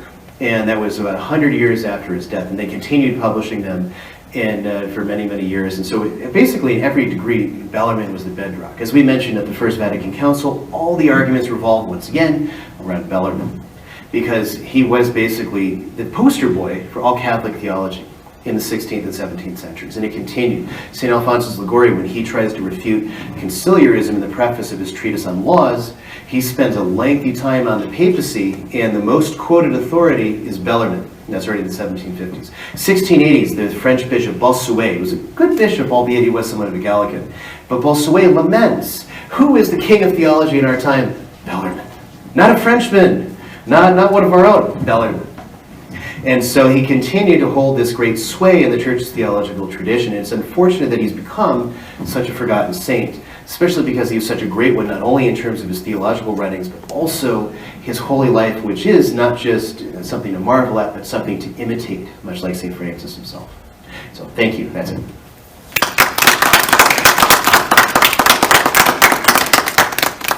Does anyone have questions? Yes, ma'am. I have a question. I never realized, unless maybe I didn't understand correctly, but you're saying that if a pope could become a heretic, this is what would go, but can a pope become a heretic? That's a question. Bellarmine holds the contrary, that the pope could not become a formal heretic. And I didn't think so, because I thought he was protected under that whole thing of infallibility. That's only in teaching. Oh. So the Pope in his own person, so the Pope as Pope could never formally teach and command the church to believe something that's heretical. Okay. All right? And if he tried to, that would actually be a sign that he wasn't really the Pope. That's the part of the argument, although it's never happened. And like I said, some people cite Honorius, some people cite Liberius, some people say, but all these questions were vetted out in Vatican I. So the Pope only enjoys infallibility when he teaches, according to Vatican I, when he teaches the universal church as shepherd of all Christians, when he explicitly commands them to obey him, okay, and when it's clearly universal, it's clearly for everybody, it's clearly on faith and morals, not on some lesser issue or some issue that's not faith and morals. Right? So only in that is he infallible.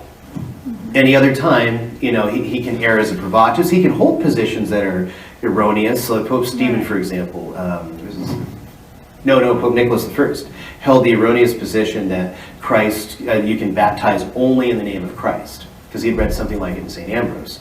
And so he didn't, deny anything that was formally declared before. And at the same time, he didn't, and he didn't make this mandatory for all Christians to believe. He just kind of answered a private question, and, saying, yeah, you can do it in the name of Christ, which consequently we know now is to be invalid. But at that time, that was still, they hadn't been formally defined yet. So that's one of the other many issues. But no pope has ever been a heretic up to this point, unless, of course, follow the Sedevacantist who say, oh yeah, the last 6. So. Okay, well, thank you for clarifying that, because I've been unsure about that. Thank you. I heard that there's, I don't forget who it is because I don't remember names well, a pope who was teaching something that was really heretical, and the people, the lay people, rose up and said, no. And he could be John the 22nd. Is that it? And then so he just said, oh, okay.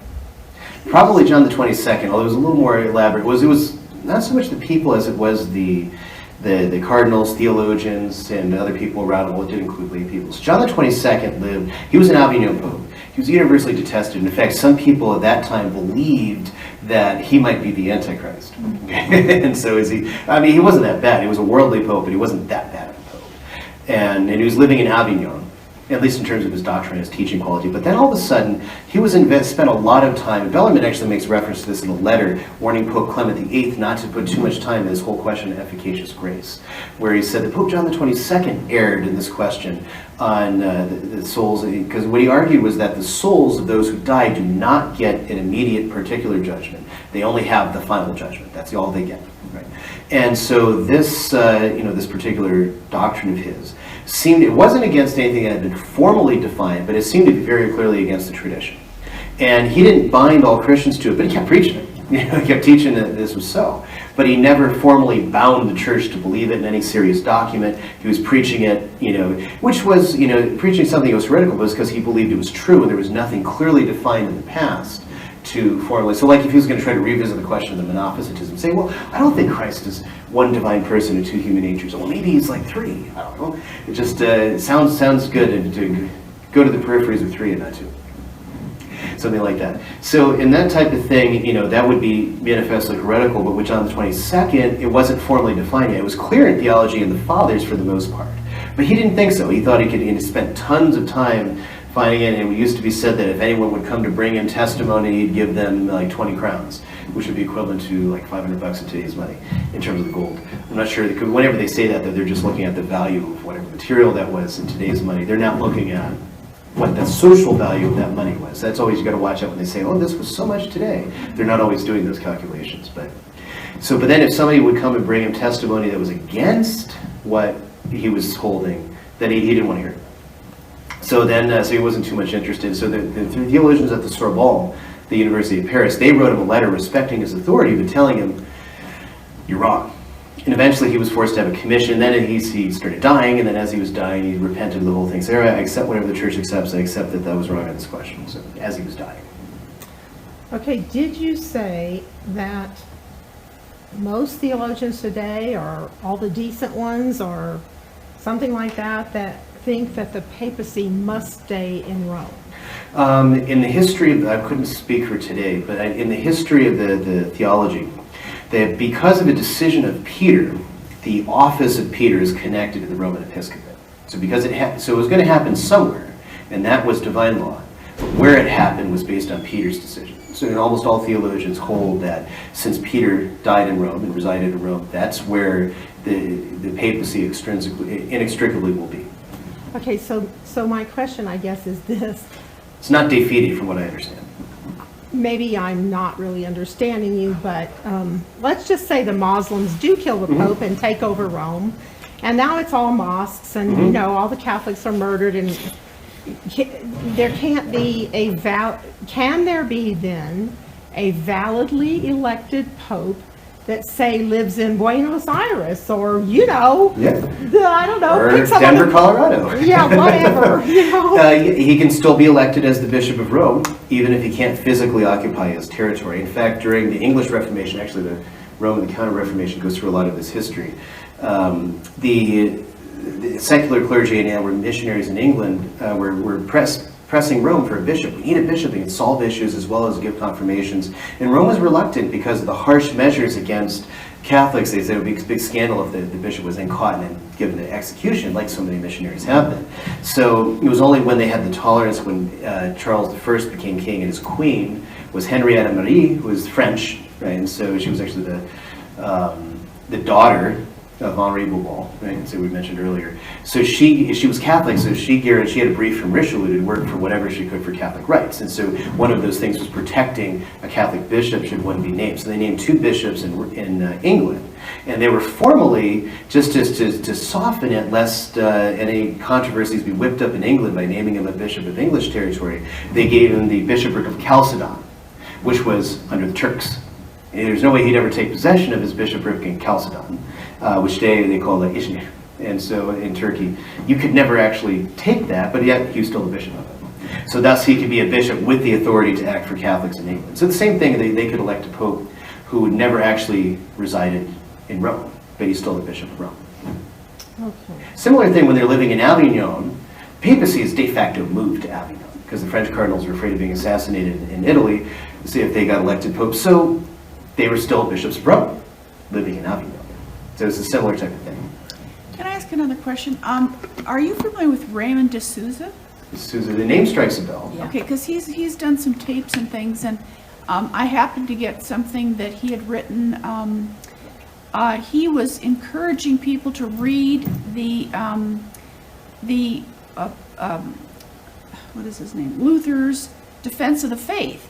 Mhm. And so I got the book, and I thought it was very interesting because even though he's a heretic himself, what he wrote before he became a heretic was very solid. Mhm. And it was interesting because I thought, well, by learning that, you realize things about your own faith that you didn't even realize how beautiful it is. Right, and the same So thing I- for Henry VIII too, Yes. his defense of the 7 sacraments. Yes. And it's really great reading. Yeah. And it's written by well-instructed laymen, and it reads very nicely. The translations that are out there are pretty good. And when he became afterward, right? Yeah. So it's a similar thing with the church fathers. So we read the church fathers, and some of them fell away from the faith. And why are they called father? Like Origen and Tertullian. Well, Origen never fell away from the faith. He was given to various heretical opinions. But Tertullian completely apostatized from the faith. He became a Montanist. And yet he wrote De Prescriptionis on the prescriptions against the heretics, of the prescriptions of the Catholic faith against the heretics, where he talks all about tradition. And he says all kinds of amazing and wonderful things that are still studied in dogmatic theology and in patrology today. Mm-hmm. And so, again, Cardinal Franzley, when he's talking about the authority of the fathers, there are those who are taken because of their excellence and outstanding sanctity and their adherence to communion, the unity of the church, and the tradition. And then there are those who at one time gave witness to this, and for whatever reason fell away later, but when they were Catholic, they gave witness to what the tradition is. So in that category is Tertullian, or someone like Origen, who didn't apostatize from the faith, but he also started teaching heretical things, right? And he just wasn't corrected. So it's, that's kind of the same way we would take something like Luther before he fell away, Henry VIII before he fell away. So reading it would be a helpful thing. in other Right, words. although do check with the spiritual director, I always say, but nevertheless, especially if there's nothing heretical. I'm not familiar with that specific work, so I couldn't say for it. Okay. So I would always, if you're ever in doubt, always check by a good priest. Okay, thank you. Okay, what did you say about mass conversion of the Jews? Oh, that's in St. Paul. It's in the New Testament. St. Paul says that he's lamenting the blindness of Israel. I forget the verse. I'll spend too much time looking for it.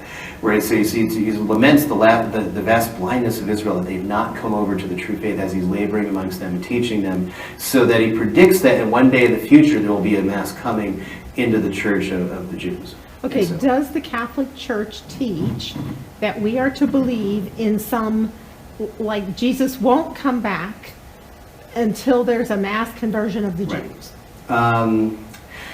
Not formally in that sense. So, St. Paul says it in that way, that he believes there's going to be a mass conversion of Israel. And like Bellarmine actually says that this is one of the signs before the end of the world, because Elijah and Enoch will come and preach to the Jews and bring them back to the faith. So that would happen during the time of Antichrist. I don't know like a definitive doctrine that we have to believe that. And I know some people dispute that. Some people say this is just a holdover from the pre-Nicene fathers and Chiliasm, which is basically the rapture. Right, they believe that, and so that all the Enoch and Elijah preaching is it was all based on the Jews. Like I know Dr. Robertson Jennings is a very good scripture scholar. He believes that. He thinks that's the case, and so I'm like, I'm just a historian. But anyway, I don't know that the church formally teaches you must believe that. You said a couple of times that Vatican I, Bellarmine, was the main theology. Right. Was it anything like that in Vatican II? No, there was no one person that was, well, part of the problem in Vatican II, and it's not fair to judge it by comparison, is that they had a whole preparatory schema drafted. Some of it is only finally now seeing the light, actually. I just saw that some of the documents have been released in Latin, and I haven't had a chance to peruse them yet. But then there was what's the book? Rhine flows into the Tiber, and you also see in the Acta of Vatican II, where there was a concerted effort by various people that John the 23rd had taken off the suspect of heresy list of the Holy Office and invited to come to the council, along with various Rhine bishops, a consortium of Rhine and German and French bishops, to move to get rid of all this preparatory schema and replace it with a new drafts that would be composed. And so that's what was done. So there was no real, like, one identifiable theologian, and especially in the church, history of the church, that could be identifiable as that. Although I will say there is one person who does stand out. If you could say anybody influenced Vatican II, two people would be Henri de Lubac, who is a French theologian and writer. He wrote a book called Spirit of the Church, and it was published in 1931 in French. Du Spirit d'Église, or I don't know French, I couldn't say it right. Then his exact chapter divisions are the chapter divisions of Lumen Gentium. So that suggests very heavily that that was the influence that provided that book. I mean, and de Lubac's not strictly speaking evil, but he's definitely on this modernist, sort of a modernist viewpoint anyway.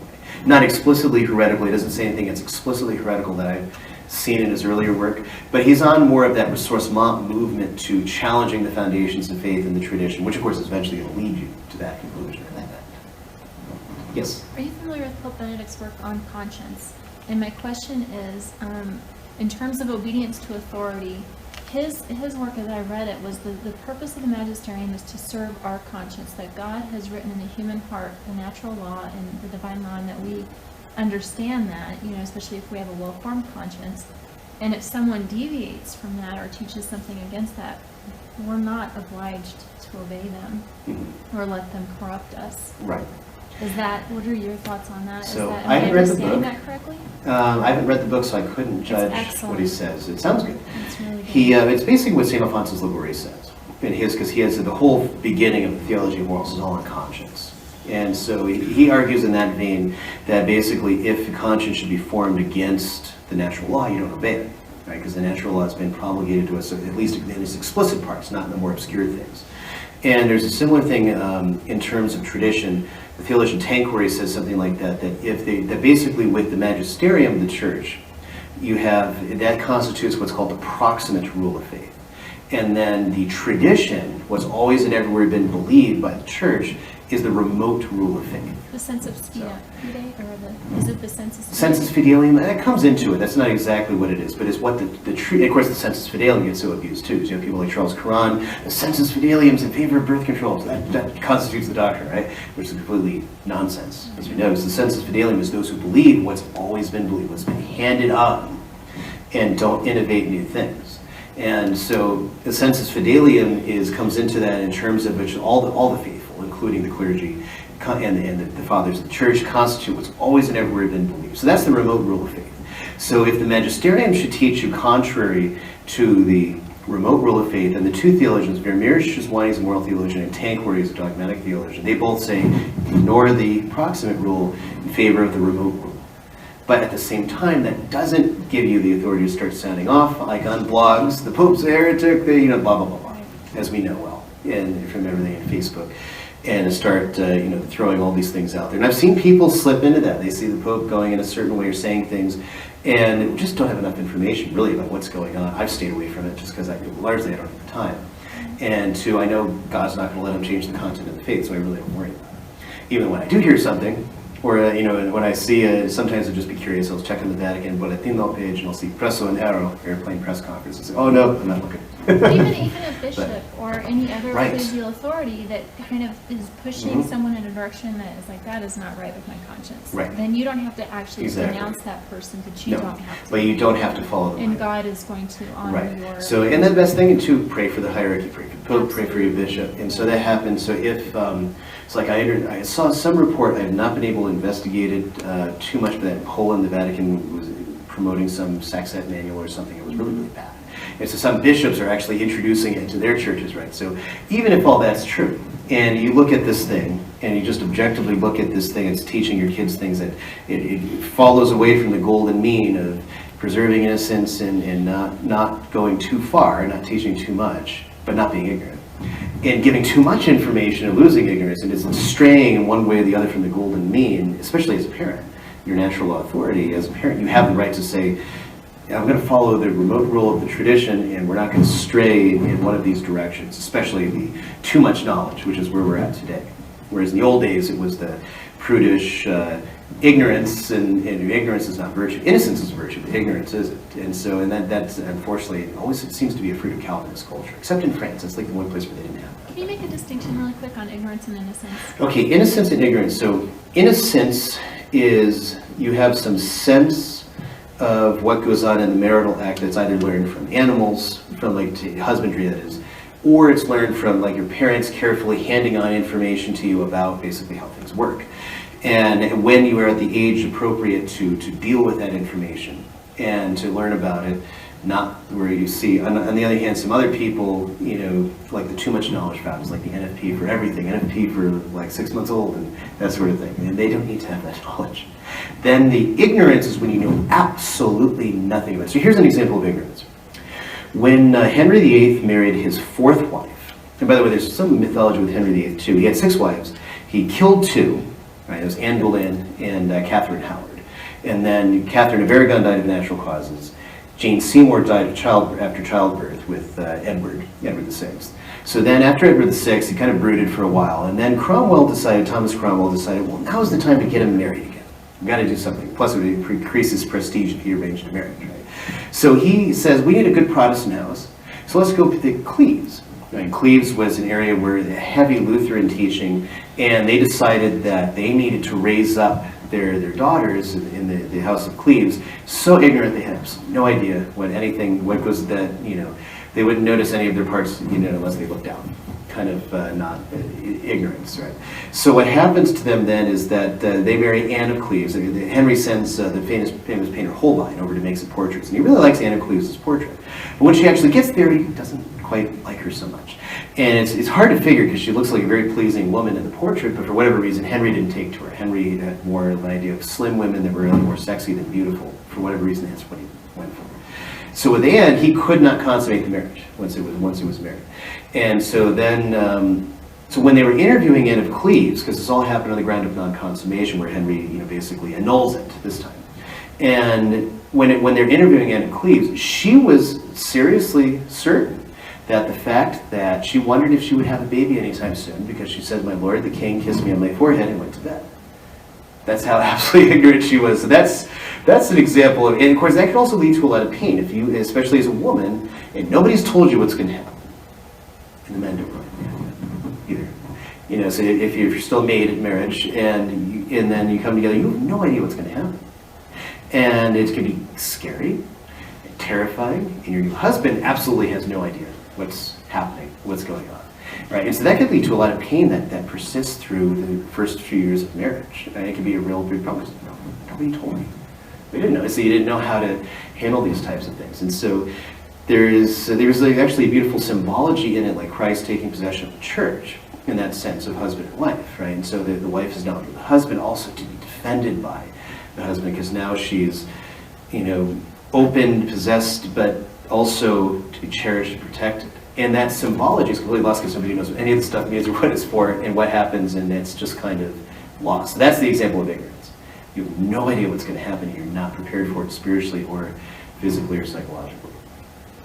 Can I, when you said there was two people who had a big influence on Vatican II, J. Lubach, who was the other one? John Courtney Murray.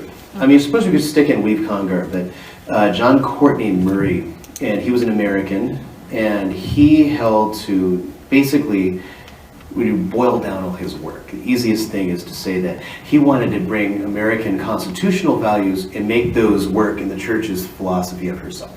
He was SJ, right? Yes, he was, in fact. Like I said, the fall of the Jesuits starts before Vatican II. So he was, although they still celebrate and love his memory.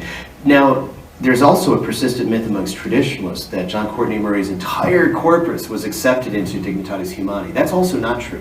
There were many areas of his teaching that were rejected by the Council Fathers in Dignitatis Humanae. So for example, that one thing it opens up in the very first paragraph, we leave traditional Catholic social teaching untouched. He didn't want that in there. He wanted us to say we're completely shredding it all, we're getting rid of it. And they refused. They said, we can't do that, that's a complete break with the past. We're not going to have that. And then then the argument follows on whether the rest of the document does that very thing. Right? And that's something that I've seen very good arguments on both sides, and I'm just a historian, so I'll wait till they settle it and then I'll write about it. Was J. Lubach a priest? He was, if I'm not mistaken, he was a Dominican? So, I don't know. I could find that answer on the Oracle. Okay. And do you mind spelling his name? Yeah, I'll pull it up here. And I will. L-U-B-A-C. Of course, it's taking its time. What? What do you mean, no Wi-Fi? There we go. Yeah, so Henry, but with an I instead of a Y. D-E-L-U-B-A-C. G-N-R-I. Okay. Unless I'm mistaken. Yep, that's right. Wikipedia knows everything. That's right. So go to the Oracle. Joking. Oh, he was a Jesuit. Okay, I was wrong. He was a Jesuit. He was a Cardinal as well. Henri Marie Joseph Saunier de Lubach. Okay, there we go. So anyway, is there a picture of him? Okay, I thought he was a Dominican. Chenu was a Dominican. And although he doesn't have any particular influence. Oh, there we go. Not that it's true because Wikipedia says it. But. So. Thank you. But they couldn't completely say it without any foundation whatsoever. Although I've gone through and edited Wikipedia articles before. So, yes, ma'am. Okay, now I see a confusion here. I thought you were saying that a Jesuit takes a vow that he will not accept ecclesiastical. Except under obedience. So then this de Lubach, Mhm. you said he's a Jesuit and a Cardinal. Right. And so I don't know the circumstances of his becoming a cardinal. I know with Toledo, who was the first Jesuit cardinal, it was called Toletus, Cardinal Toledo. He refused, and then he was ordered by Pope Paul IV to become a cardinal. So he became the first Jesuit cardinal. Pius IV, not Paul IV, I'm sorry. The dates mixed up in my head. So Toledo becomes the first Jesuit cardinal, but it's against his will. So the Constitution's very clearly said, except under obedience. He went to the Superior General with St. Francis Borgia, and he said that he remonstrated with the Pope that it was against the spirit of the rule for him to be a cardinal. He didn't care. So Toledo was made a cardinal, and likewise for Bellarmine, the second Jesuit cardinal. Did not want to be a cardinal, and then Pope Clement orders him under pain of mortal sin. So again, so that's the saving clause in the constitutions, except under obedience. So they don't cease to be Jesuits. They don't, in one sense, not in terms of their profession, but they do cease in terms of being bound by the rule. Not anymore, probably not. But in those days, that's what happened. So like when Bellarmine was made a cardinal, he was technically no longer a Jesuit. So he was no longer bound to the Jesuit rule. Same thing when he's Bishop of Capua. But he still went through to completely conform himself to the Jesuit rule anyway, because that was his vow and his profession. As his personal, but he But he's wouldn't be technically not bound. technically. Is Yeah. Pope Francis not technically a Jesuit right now? Yeah, technically, and I don't know how they think of reckon it in the modern church, because that's where the way it went for law, as far as it affected cardinals, right? But all of that law has been completely revised and reworked, so I actually don't know the proper answer to that question. I mean, it would seem to me that he's referred to as the Jesuit Pope. So we used to joke the Black Pope and the White Pope are not the same person. Did anyone know that joke that the Jesuits, they used to call the Jesuit superior the Black Pope? Because the Jesuits had so much authority and prestige in the church, they would joke that because he would still wear a black cassock that he was the Black Pope, right? It's just an inside joke.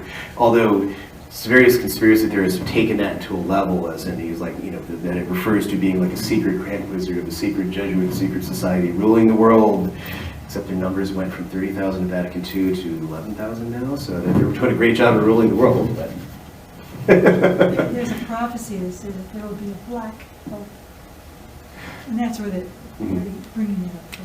could be Cardinal Sarah. Oh, wouldn't that be nice? So that would be nice. But in any event, so I don't know the proper answer to that question. What's interesting, though, is that according to Cardinal Daniels, who is a Belgian, the Cardinal of Brussels, he related in a book that Pope Francis, as Cardinal Bergoglio, canvassed very heavily for the papacy. And if that were to be true, that would actually be contrary to at least the spirit of the original Jesuit rule. I haven't checked to see if they actually still have that legislation in there. Can what to the papacy? Canvassed, as in like seeking the votes of cardinals. That's what Baronius wanted Bellarmine to do. Baronius wanted Bellarmine to get out of his cell and start meeting everybody and talking and showing everyone that he would be a great pope. And that's why Bellarmine hid, just praying his rosary endlessly, saying, Liber mea papatu, because he didn't want it. And according to Daniels, Pope Francis did want it. So if that's true, but then again, that's a third, that's second, third hand to us, so we don't know that. But if that were true, that would be an example of a breach, at least of the spirit of the Jesuit rule. It wouldn't invalidate anything, but it would definitely be worrisome. Oh, really? So, He wrote a book. so Cardinal Daniels, yeah, he wrote a book. It's in his book. Yep, and Francis hasn't denied it, but that doesn't make it true either. Yes? I just wanted to understand how a lay person could become a cardinal or a pope. Because a cardinalate is an office in the church that confers authority at the pleasure of the supreme pontiff. So it's a tradition of men, if you want to use the Protestant language. It's not essential to the church. It's not necessary. It comes actually in the 4th century or so when the Bishop of Rome required deacons and priests for the assistance in his administration. So it comes, the word cardinal comes from the word cardo, cardinis in Latin, which means a hinge, right? So that's where the word cardinalis means it's like a hinge. It's what everything hinges on. Because they are supposed to be what the papal administration hinges on. And then as history goes, then they start bringing in cardinal archbishops from other countries to represent other countries.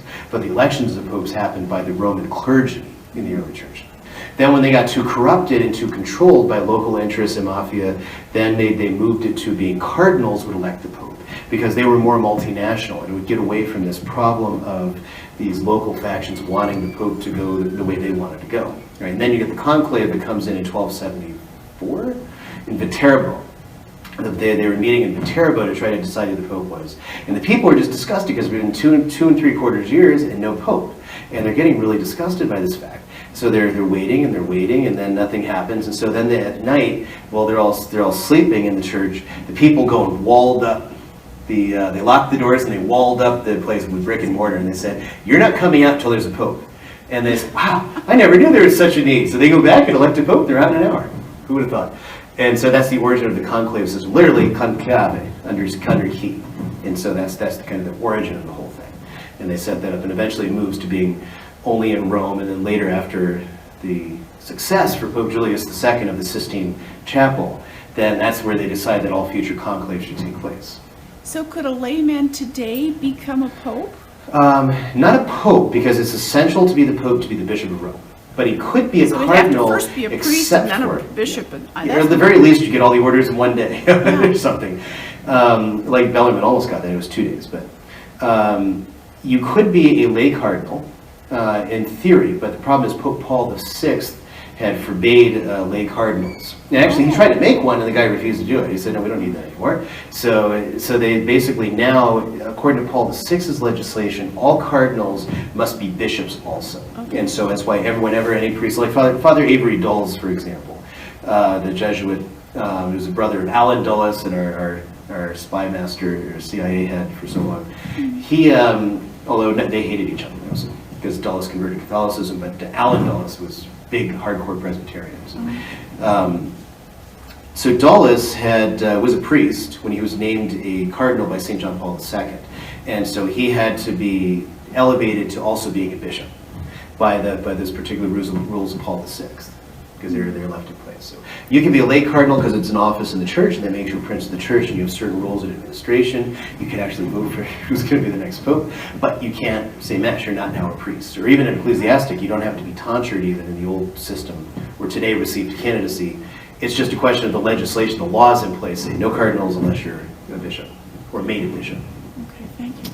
Okay, so we cannot have women priests. Right. But I heard that if the church wanted to, she could take lay men who had been married, perhaps now they're widowed, I'm not even sure that was a requirement, but who is just a virtuous guy who had learned his faith over the years, and turn him into some kind of a priest that could say mass but not hear confessions.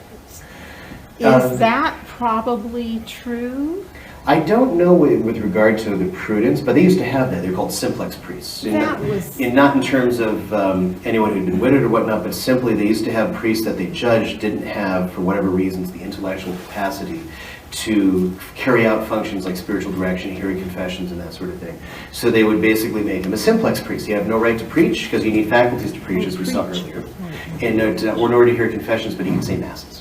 And so that's what they used to call him, a simplex priest. And you used to have quite a lot of those. So we even used to have them, and so therefore you're saying... Father Solanus Casey was one. He was a simplex Say priest. mass, but no preaching and no confession. Right. So that could happen.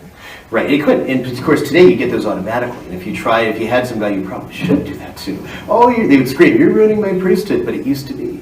That, you didn't necessarily get the faculty to preach. And I've seen some manuals on the subject where they say bishops should not confer the faculty to preach unless they're absolutely sure, not just of the orthodoxy, but the true charity of this particular priest, for his flock. And so they used to give that admonition that they should be even more careful within who they give faculties for hear confessions. So a lot of times, if you were a newly ordained priest, it would be about a couple of years before you get faculties to hear confessions, like 3 or 4, and then some places 5.